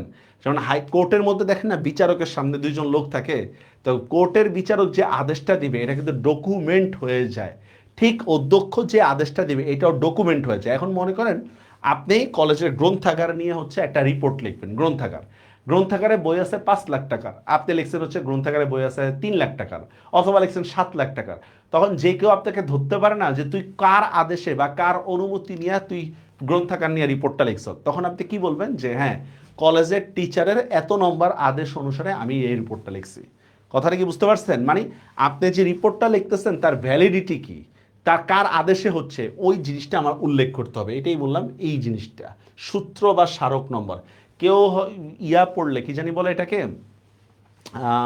ম্যানেজমেন্ট পড়ছেন কেউ? ম্যানেজমেন্ট তো নাই, ম্যানেজমেন্টের দেখবেন বিভিন্ন হচ্ছে আইন আছে, আইনের ধারা আছে, 420-এর এত, 410-এর এত, এরকম আইন আছে, ও আইনের ধারাগুলোর মতো এরকম, ঠিক আছে? আচ্ছা, হ্যাঁ বরাবর মানে এই বুঝছেন আবেদনটা কি বুঝতে পারছেন? এখন আমরা যদি দিই অন্য অন্য কোনো ইয়ার ক্ষেত্রে, যদি মনে করেন আমি ধরেন আমি দিলাম হচ্ছে মন্ত্রীর কাছে দিলাম, বরাবর মাননীয় যোগাযোগ মন্ত্রী সচিবালয় ঢাকা, বিষয়বস্তু কি, যে ঢাকার মনে করেন যে যানজট কমানোর জন্য একটা আবেদনপত্র, স্মারক নম্বর এত, যে মন্ত্রী আমরা এই রোড দিয়ে যাতায়াত করি, এই রোডের এই অবস্থা সেই ইত্যাদি ইত্যাদি। আচ্ছা, বোর্ড পরীক্ষায় খুদে গল্পটা কি না পারেন তো আমি পরে বলতেছি স্যার, পরে কোশ্চেনগুলো করেন। এই দেখেন মূল বক্তব্য, মূল বক্তব্য হচ্ছে এইটা, দেখেন তো পয়েন্ট আকারে সুন্দরভাবে সাজায় দেওয়া আছে কিনা। আমরা কিভাবে, আপনারা বানায় দিবেন 420 শেষ, বানায় দিবেন আপনারা, আপনাদের রাইট হইতে হবে এমন কিছু না। 420 বাংলাদেশ ধনিয়া ইয়া মনে করেন নটরডেম কলেজ ও এনডি বা এনডিসি, এভাবে দিবেন, বানায় দিবেন ক খ, এই যে দেখছেন শেষ। এইটা 2 পেজে দিতে হবে, এটা 2 পৃষ্ঠা, এটা বেশি দিলেও সমস্যা নেই, এটা চেষ্টা করবে 2 পৃষ্ঠার মধ্যে দেওয়ার জন্য। এটা অনেকটা আবেদনপত্র, অনেকটা আবেদনপত্র। আবারও দেখাচ্ছি, দেখেন ফার্স্টে তারিখ, এই পুরোটা হচ্ছে আবেদন, পুরোটা হচ্ছে আবেদন, এরপর দেখেন শিরোনাম, মূল পয়েন্টগুলো দিয়ে দেখেন এখানে আর বক্স নেই, এই যে এভাবে প্রতিবেদক ইত্যাদি ইত্যাদি ঘোড়ার ডিম। খাম দিতে হবে কি হবে না, কলেজের যেটা এখানে খাম দেওয়া প্রয়োজন নাই, বাকি যেটা ওইখানে আপনি খাম দিতে পারেন, কোনো সমস্যা নেই। কিংবা খাম দেওয়া বা না দেওয়াকে কেন্দ্র করে কোনো নাম্বার কাটবে না। কথাটা কি বুঝতে পারছেন? খাম দেওয়া বা না দেওয়াকে কেন্দ্র করে কোনো নাম্বার কাটবে না। স্মারকটা কি কাজে লাগে? স্মারকটা হচ্ছে একটা ডকুমেন্ট, হ্যাঁ। আপনাদের সরকারি সব আদেশের উপর একটা স্মারক আছে যে কত নম্বর আদেশ সরকারের, এটা একটা ডকুমেন্ট। প্রতিবেদন অনেক হিবিচিবি আমি জানি। আচ্ছা, তাহলে এই দুইটা ক্লিয়ার হয়েছে আপনাদের কাছে?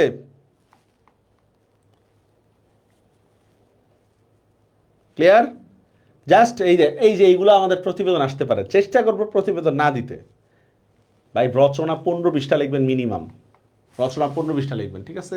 এই দেখেন, এই যে আরেকটার প্রতিবেদন দেখছেন, এই যে এবার দেখেন আমরা প্রতিবেদন দেখছেন, এই যে ধ্বংসের মুখে ভবিষ্যৎ কাণ্ডারীরা, দেখছেন এই যে এগুলা হাবি যাবে রচনার মতো একটা। এই দেখেন আরেকটা দেখেন, খাদ্যদ্রব্যে ভেজাল মেশানো তার প্রতিকার, দেখছেন কত উদাহরণ দিমু, দেখছেন নগর উন্নয়ন, এই যে দেখছেন এগুলা।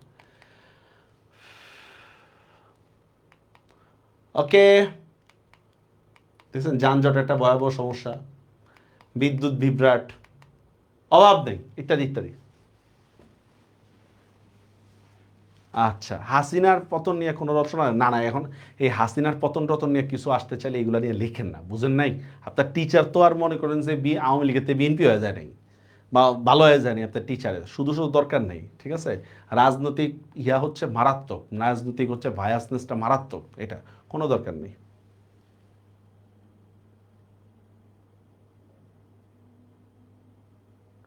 এখানে যেভাবে দিচ্ছে ওইভাবে দিন। আমি আসলে আপনার কোশ্চেনটা ক্লিয়ার না। মাহমুদ আহমেদ নিজাদ, ইরানের প্রেসিডেন্টের নাম। হুম, দিবেন না। আমারই অনেক সময় এসে পোলাপানিয়া করে, আপনি এই করেন সেই করেন, আপনাকে বয়কট করলাম। আমি বাপ রে বাপ, কর বয়কট, সমস্যা নেই, করলে আর কি করবি। আচ্ছা, রচনার ক্লাস তো এখন নিচ্ছি না, আপনার একটা কোশ্চেন বারবার করতেছেন কেন স্যার? ওকে, দিনলিপি, ঠান্ডা হন আগে দেখি। একটা প্রতিবেদনে একটাই স্মারক থাকে, একটা প্রতিবেদন, হ্যাঁ স্মারক হচ্ছে one kind of QR code. Very good, কে জানি একটা কমেন্ট করছেন, এটা হচ্ছে one kind of QR code. 3 পৃষ্ঠার বেশি লেখা যাবে না এমন না, ইচ্ছা মতো লিখতে পারবেন, কোনো সমস্যা নেই, কিন্তু আপনার দরকারটা কি? 10-8 পাইলেই তো আমার জন্য এনাফ।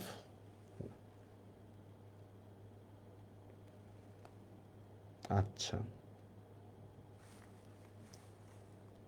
ঠিক আছে, তাহলে আমরা দিনলিপি শুরু করি। দেখেন স্যার, দিনলিপি জিনিসটা কি? কিচ্ছু না, হ্যাঁ।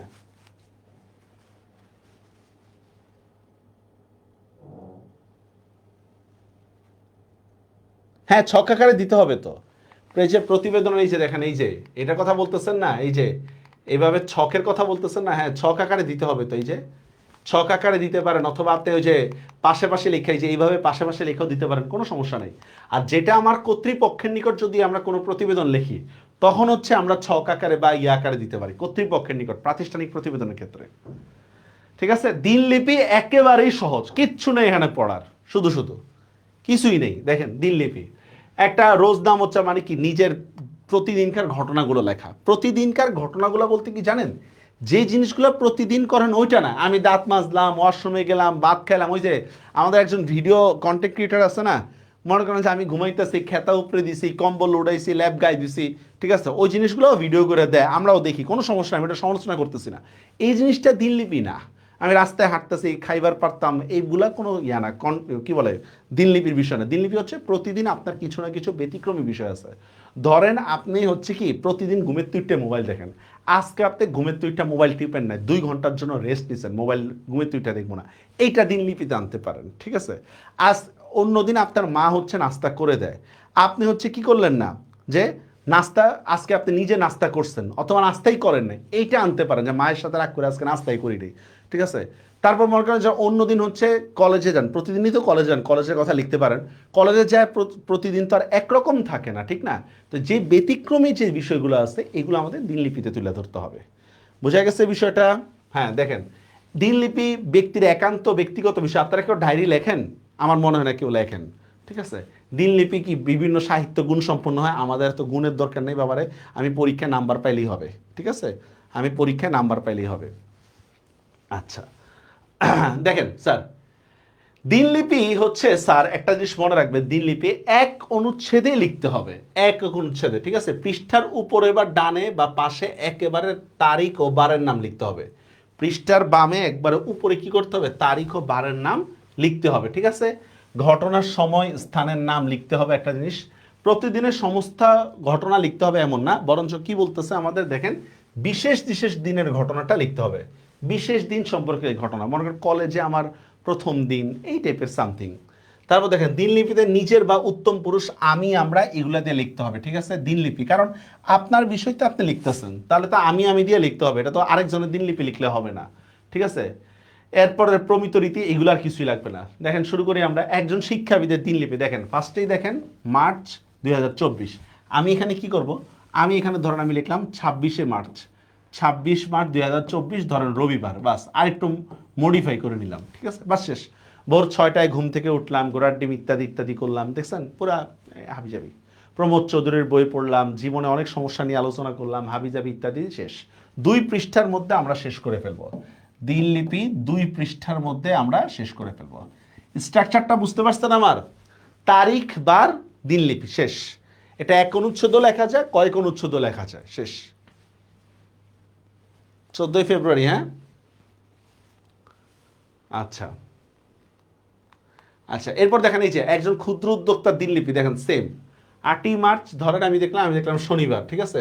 ওই যে আপনাদের কি 14 ফেব্রুয়ারি কি কি কি আছে, ব্যাস এই জিনিসগুলাই নিজের মতো করে নিচে লিখবেন।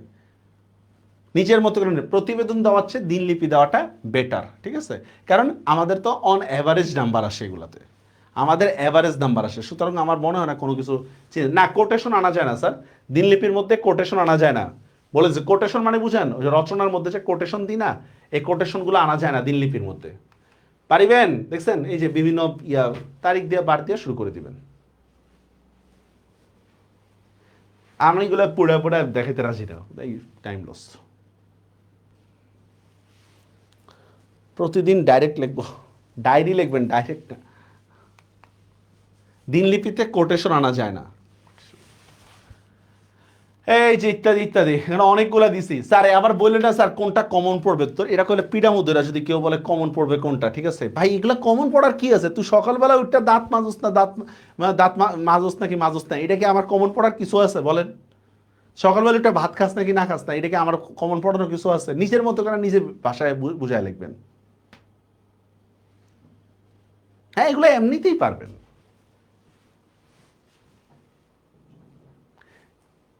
কলেজে এগুলো হলো, শুনুন, এগুলো হচ্ছে টিচারদের, যেমন আমি আরো কিছু বলি, হ্যাঁ, আরো কিছু পাকনামির বলি, এরকম জিনিসগুলা এগুলা বলতেছি, আবার আপনারা মাইন্ড করেন কিনা জানি না।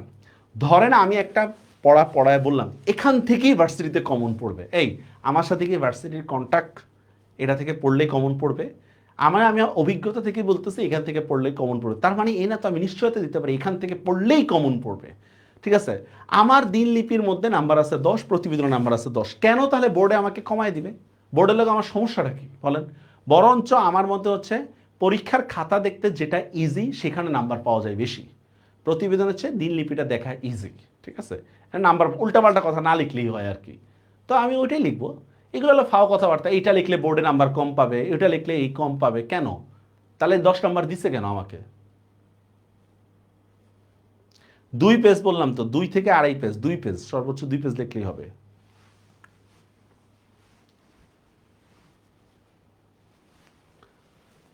আচ্ছা, পৃষ্ঠা যে কোনো, কি লিখছে, প্রশ্ন না, কোনো বাধ্যবাধকতা নেই, 2.5 পেজ। আমি 10 নম্বরের জন্য এত লেখার দরকার কি? 10 নম্বরের জন্য ইমেল চিনেন? 3 প্যারা দিবেন, 3 প্যারা, এর বেশি দেওয়ার দরকার নাই। 3 প্যারা দিয়ে না, এর বেশি দেওয়ার দরকার নেই। দিনলিপি হচ্ছে নিজের মনের সাথে কথা বলা, অনেকটা যে আমরা চ্যাট জিপিটির সাথে কথা বলি না, অনেকটা এই টাইপের। এই ইমেল চিনেন? ইমেল চিনেন তো? এই ইমেল লেখার নিয়ম দেখেন, এগুলা নিয়ম, বাইরে কত নিয়ম রে, কিচ্ছু না এগুলা ইমেলের ক্ষেত্রে। সাবজেক্ট অংশে যে যাকে ইমেল করতে হবে। আচ্ছা, তারপর একটু পড়াই আপনাদেরকে, না পড়ালে আবার কেমন কিছুই না। ইমেল অবশ্যই জিমেল দিয়ে দিবেন, ঠিক আছে? হ্যাঁ, ইমেল অবশ্যই কি দিবেন? জিমেল দিয়ে দিবেন। স্যার বিসিসি সিসি দরকার নাই, পরে বুঝানেন। ইমেলের দেখেন ফ্রম টু সিসি বিসিসি এগুলো থাকে, গেল। সাবজেক্টের অবশ্যই যেই বিষয় নিয়ে লিখবেন সেটা সংক্ষিপ্ত আকারে লিখতে হবে।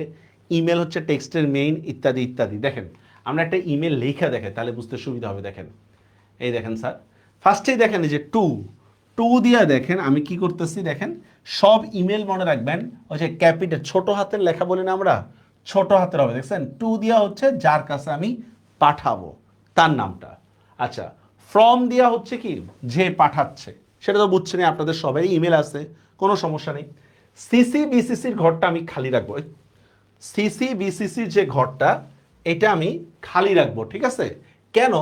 একই ইমেল যখন আমি অনেককে পাঠাইতে চাই তখন সেখানে হচ্ছে সিসি বিসিসিটা কার্যকর করি। যেমন আপনাদের মনে আছে, আপনারা হচ্ছে ওই যে ঈদের সময় আসলে বা স্বাধীনতার দিবস আসলে বা কোনো ভাষা শহীদদের দিবস আসলে তখন কি করেন? একই মেল বা ভ্যালেন্টাইন্স ডে অথবা নববর্ষের টাইম আসলে একই মেসেজ সবাই পাঠান না ফরওয়ার্ড কইরা, ঠিক আছে? এরকমভাবে যখন আমি একই মেইল যখন সবাইকে পাঠাইতে যাব তখন আমি সিসি বিসিসিটাকে ইয়া করব। বুঝা গেছে বিষয়টা? যখন আমি সিসি বিসিসিতে আমি কি একাধিক মেইলগুলো লিখবো, কিন্তু যেহেতু আমি একই মেইল অনেককে পাঠাচ্ছি না এই জন্য আমি এই ঘরটা খালি রাখবো। আমার কথাটা কি বুঝতে পারছেন? আমার কথাটা কি বুঝতে পারছেন? একই মেইল যখন আমি অনেককে পাঠাইতে যাব তখন সিসি বিসিসির ঘরে আমি কি করব? অনেকগুলা মেইল আমি লিখতে পারি, ঠিক আছে? কিন্তু যখন আমি একই মেইল একজনকেই পাঠাবো তখন আমার সিসি বিসিসি রুমটা কি রাখবো? খালি রাখবো। এরপর দেখেন স্যার, সাবজেক্ট দেওয়া হচ্ছে অফিস সহকারে, এইটাকে আমরা বলতে হচ্ছে স্যার অফিসিয়াল ইমেল। এটা হচ্ছে একটা অফিসিয়াল ইমেল, ঠিক আছে? Official email. অফিসিয়াল ইমেল জিনিসটা কি, এটা আমাদের পরীক্ষার জন্য খুব গুরুত্বপূর্ণ। অফিসিয়াল ইমেল মেইল, দেখেন এখানে একটা চাকরি ইন্টারভিউ নেওয়া হচ্ছে, চাকরি ইন্টারভিউ। কারণ আমরা তো মানে এই পেজের মধ্যে এক এক পেজের মধ্যে সব আসে না, তো দেখাচ্ছি আপনাদেরকে। দেখেন আবেদন, দেখছেন বরাবর প্রথমে তারিখ দিলাম, পরে আবেদন দিলাম। বিষয় হচ্ছে কি অফিস সহকারী পদের জন্য আবেদন সামথিং। এরপর দেখেন এই যে আবেদনটা করলাম যে গত অমুক তারিখে দেখছিলাম যে আপনার পত্রিকার মধ্যে কি আছে, একটা ভ্যাকেন্সি আছে, ওই অনুসারে কি আমরা দেখছি, দেখছে? তো দেখেন এবার 2019 সালের রিপোর্ট আমি 24 সালে দিতেছি। এই দেখেন এই যে বিষয়টা আছে না, এইটা আমার এক পৃষ্ঠায় শেষ করতে হবে। এই যে ইমেলটা এইটা আমার এক পৃষ্ঠায় শেষ করতে হবে। কথাটা কি বুঝতে পারছেন? ইমেল একাধিক পৃষ্ঠায় লেখা যাবে না, না লেখাটাই ভালো। ইমেল আপনারা যে মোবাইল বা পিসিতে যখন মেল পাঠান সেটা কি একাধিক পেজ যায় নাকি একটা পৃষ্ঠার মধ্যেই লেখা হয় বলেন তো? মোবাইলে আপনারা ইমেল লেখেন না বা লিখছেন না, বা যে পিসিতে যখন আপনারা ইমেল পাঠান এক পৃষ্ঠা না একাধিক পৃষ্ঠা থাকে বলেন তো? বলতেই পারবে না কেউ। ইমেল এক পেজে লিখতে হবে, এক পেজ। ইভেন ইমেল যে পেজে লিখবেন ওইখানে আপনারা মার্জিন করেন না, এই মার্জিনটা করবেন না। ইমেল যেই পেজে দিবেন ওই পেজে মার্জিন করবেন না, কারণ এটা একটা কম্পিউটারের বক্স। কথাটা কি বুঝতে পারছেন আমার কথাটা? এটা একটা কম্পিউটারের বক্স। তো দেখেন এই যে প্রথমে দেখেন এই যে আবেদন করে দেখেন আমি এই এখন দেখেন আমার তো কিছু কাগজ দরকার। আমি যদি একটা চাকরির জন্য যদি একটা আবেদন করি আমার তো কিছু কাগজপত্র দিতে হবে, ঠিক না? কাগজপত্রটা কি দেখেন, স্ক্যান কপি, সফট কপি দিব আমি সব কিছুর। তারপরে পাসপোর্ট সাইজের কি সফট কপি আমি দিচ্ছি, দেখছেন? শিক্ষাগত যোগ্যতার স্ক্যান কপি, অভিজ্ঞতার সনদপত্র স্ক্যান কপি। স্ক্যান কপি মানে বুঝেন, মানে আমরা ফাইল অ্যাটাচ করে দিই না ফেসবুকে বা কোনো কিছুতে মেইলে, ঠিক এরকম যে এখানে সে ক্লিক করলে কি আমাকে হচ্ছে কি বায়োডাটা দেখাবে, ক্লিক করলে আমার ছবিটা দেখাবে। কথাটা কি বুঝতে পারছেন? ঠিক এরকম আবারও বলতেছি, এই যে আমরা দুইটা পৃষ্ঠায় যে স্লাইডটা আনছি না, এইটা আমরা এক পৃষ্ঠায় নিয়ে লিখবো। দুই পৃষ্ঠার যে স্লাইডটা এটা আমরা এক পৃষ্ঠায় নিয়ে লিখবো, আর এক পৃষ্ঠাতে ইমেল শেষ করব। এখানে 10-এ 10 পাওয়া যায়, চিন্তার কোনো কারণ নেই। এখানে আউট অফ 10-এ 10 পাওয়া যায়, এটা হচ্ছে অফিসিয়াল ইমেল। এই আবার বলতেছি বুঝে নেন, আমি কি করব? টু ফ্রম সিসি বিসিসি এগুলা মাস্ট আমি ইংরেজিতেই দিব, এগুলো আবার বাংলা দিতে যায় না, বরাবর গোড়ার ডিম এগুলা বাংলায় দিতে যায় না, ঠিক আছে? আচ্ছা গেল। এরপর দেখেন তারিখ দিয়ে আমি যদি চাকরির জন্য যদি হয় কোনো আবেদন করছি আমি, আবেদন করার পরে দেখেন আমার যে যোগ্যতার কাগজপত্রগুলো লাগবে সেগুলো আমি এখানে লিখেই দিব, স্ক্যান কপি, সফট কপি, এগুলো আমি ডিরেক্টলি লিখে দিব। কথাটা কি বুঝতে পারছেন আমার? হ্যাঁ, বক্স করতে হবে স্যার, এটাকে পুরো বক্স করতে হবে। আমি বলি সিস্টেমটা হচ্ছে এরকম, এই যে এরকম একটা বক্স হবে, এক বক্সের মধ্যেই ফুল ইয়াটা চলে আসবে। ফার্স্টে হচ্ছে 3টা ইয়া থাকবে, ঠিক আছে? 3টা আমি কি করবো, এই যে এরকম ডট ডট দিয়ে দিব, অথবা আমি স্মরণ করে নিতে দেবো। তাহলে টু ফ্রম বিসিসি আরেকটা আছে, 4টা। এরপর কি তারিখ, এখানে তারিখ, আবেদন, মূল কথা, কাগজপত্র, শেষ। এ এক পৃষ্ঠায় আমার শেষ, আমার এত কিছু লিখতে হবে না আর। আরেকটা ইমেল আছে, সেটা হচ্ছে স্যার এটা চিঠির মতো ইমেল, এটা চিঠির মতো ইমেল। দেখেন ব্যক্তিগত ইমেল, দেখছেন যে পার্সোনাল ব্যবহার বা ব্যক্তিগত ইমেল, অনেকটা চিঠির মতো। কি এটার মধ্যে তার কোনো চেঞ্জ নাই, এটা এটার মতোই থাকবে, বাস তারিখ, তারিখ দেওয়ার পরে আমরা কি করব, চিঠির ফরম্যাটটা আছে না, চিঠি লিখতাম না আমরা এক সময়, কখনো তো আমরা লিখি নেই, চিঠির ফরম্যাটটা আমরা দিব, শেষ, আর কিছুই নেই, জাস্ট চিঠির ফরম্যাট।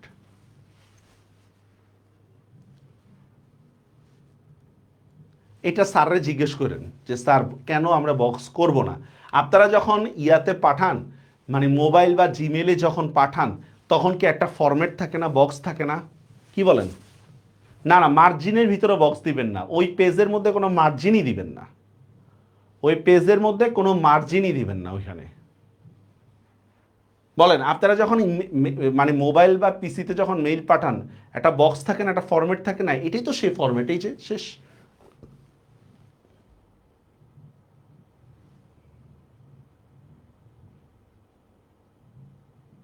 কোনটা যত খুশি বড় হইতে পারে। আরে মার্জিন ছাড়া বক্স মানে বুঝেন নাই? মার্জিন ছাড়া বক্স মানে হচ্ছে আমরা যে এরকম এই যে খাতা পাইয়াই কি করি, এরকম একটা মার্জিন করি না, খাতা পেয়ে, ওইটা করতে মানা করছি। খাতা পেয়ে যে আমরা কি করি, বক্স গোল দাগ দেওয়া শুরু করি না সাইডে সাইডে, ওইটা করতে মানা করছি। এই বক্সটা আমি দিতে পারবো।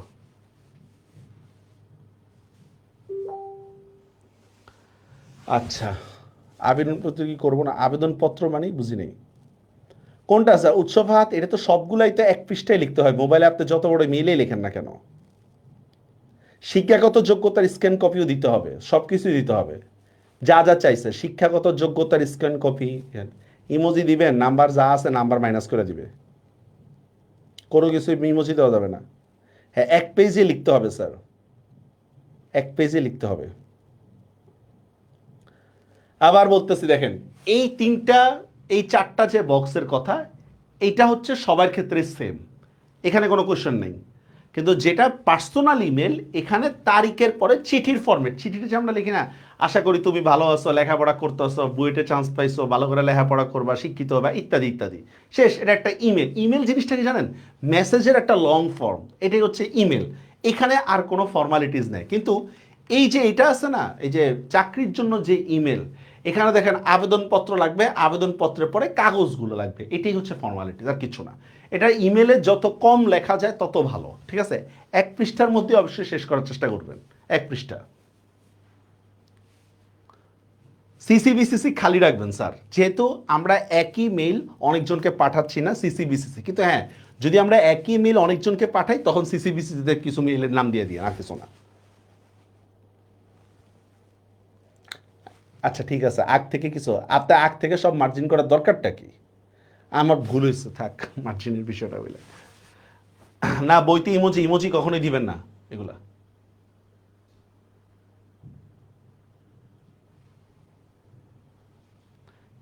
আরে এই মার্জিনের কথা বললে আরো বিপদে পড়ছি। আচ্ছা দিয়ে না আপনারা মার্জিন, আমি তো বুঝলাম না এখানে সমস্যাটা কি। এই যে দেখেন, এই যে একটা, এই যে একটা ইমেল দিছি, এখন মনে করেন এই যে আমি খাতার মধ্যে করলাম কি, এমনি একটা মার্জিন দিয়ে রাখলাম, বলেন এটা কি ঠিক হবে?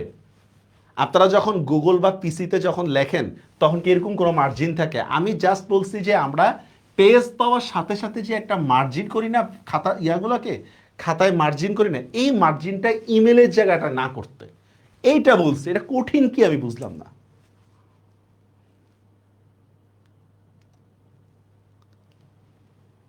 লিখে দিবেন এডুকেশনাল শিক্ষাগত যোগ্যতার স্ক্যান কপি লিখে দিবেন, জীবন বৃত্তান্তের স্ক্যান কপি এরকম লিখে দিবেন, ঠিক আছে? এটার মধ্যে কিন্তু জীবন বৃত্তান্ত লিখতে চায় না, তাহলে এক পৃষ্ঠায় জীবনও শেষ হবে না। মানে স্ক্যান কপি মানে কি, আপনি এখানে ক্লিক করে দেখেন, আপনি এখানে ক্লিক করে দেখেন তাহলেই হবে।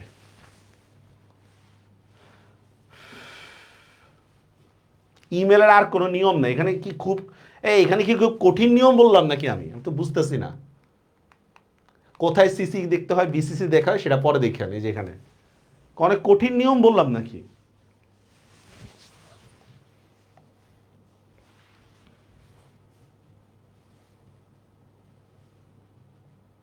আচ্ছা ঠিক আছে, লিখে তারপর দিয়েন। আচ্ছা, কারো কোনো কোশ্চেন থাকলে এবার বলেন। স্যার সিসি বিসিসি মানে কি বললাম, একই মেল যখন আপনি অনেককে দিবেন তখন যা সিসি বিসিসিতে ওই মেলগুলো যোগ করুন, আর কিছু না। আপনাদের পরীক্ষায় সিসি বিসি থেকে আসে না। তারপর আমি বলতেছি, মনে করেন এই এই যে সিসি ইয়াটা আছে, এই চিঠিটা আছে, এটা আপনি অনেকজনকে দিতে যাচ্ছেন, তখন আমি কি করব, এই ইয়ার পাশাপাশি এখানে আরো কিছু মেল লিখে দিব, বাস এটাই আর কি। একই মেসেজ যখন আমি অনেককে দিতে চাচ্ছি তখন কি করব, সিসি বিসিসিতে কিছু মেল উল্লেখ করব, এইটাই। বিশেষত কোম্পানি যারা চালায় না তারা সিসি বিসিতে হচ্ছে ম্যানেজারকে রাখে বা ঊর্ধ্বতন কর্তৃপক্ষকে রাখে, যাতে করে তার নোটিফাই হয় তার কাছে যে আমি অমুককে এই মেসেজটা পাঠাইছি, আপনি হচ্ছেন সাক্ষী। আচ্ছা, বিগত বছর থেকে কি কোশ্চেন এগুলা রিপিট হওয়া কি খুব জরুরি কিছু বলেন? বক্স পেন্সিল দিয়া না, পেন্সিল না মনে হয় আমার, কলম দিয়ে কেন পেন্সিল ইউজ, ইন্টারভিউ ঠেকবেটের না, পেন্সিলের ইউজ। আচ্ছা ঠিক আছে। আবেদনপত্র কি এখানে কি আমি আবেদন পড়াইছি এখনো স্যার? আমি কি এখানে আমার আবেদনপত্র আবেদন পড়াইছি? আবেদনপত্র মার্জিন করলে সমস্যা নেই। হ্যাঁ, চুটি টাইপের মহিলা তুই তুই সম্বোধন করিস, কিন্তু ভদ্রতা আছে তো, এটা তুমি তুমি করেন আর কি, ভদ্রতা আছে না একটা।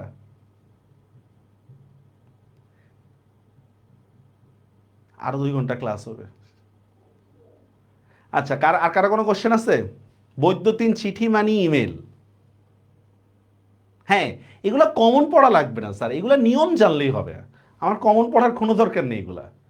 বাংলা রিটেন পার্টটাই হচ্ছে পুরো নিয়ম জানা, যে কোন ফরম্যাটে আমি লিখবো, বা যা মন চাপতে লিখতে পারেন। আচ্ছা ঠিক আছে, তাহলে আজকে এতটুকুই ইনশাল্লাহ, আর কিছু না। হ্যাঁ, দিন দিবি 16 ডিসেম্বর আসলে 16 ডিসেম্বরের তারিখে লিখবেন, যে দিনের ইয়াটা দিবেন সেই দিনটাই লিখবেন। আচ্ছা, নেক্সট ক্লাসে ইনশাল্লাহ দেখা হবে। হ্যাঁ, ক্লাস শেষ, তাড়াতাড়ি গেলে বাইচা দেয় নাকি? ওকে, আজকে আমার পথ আমরা পড়লাম, অনেকক্ষণ কথাবার্তা বললাম আমরা, এরপর হচ্ছে রিটেনে কিছু ফরম্যাট দেখলাম, একবার ইজি, শুধুমাত্র হচ্ছে একটু পড়বেন। নাম বলেন না, নাম বলবো না বলছেন যেহেতু এই জন্য নাম বলবো না। ইনশাল্লাহ দেখা হবে সামনে। হ্যাঁ, আল্লাহ হাফেজ, আসসালামু আলাইকুম।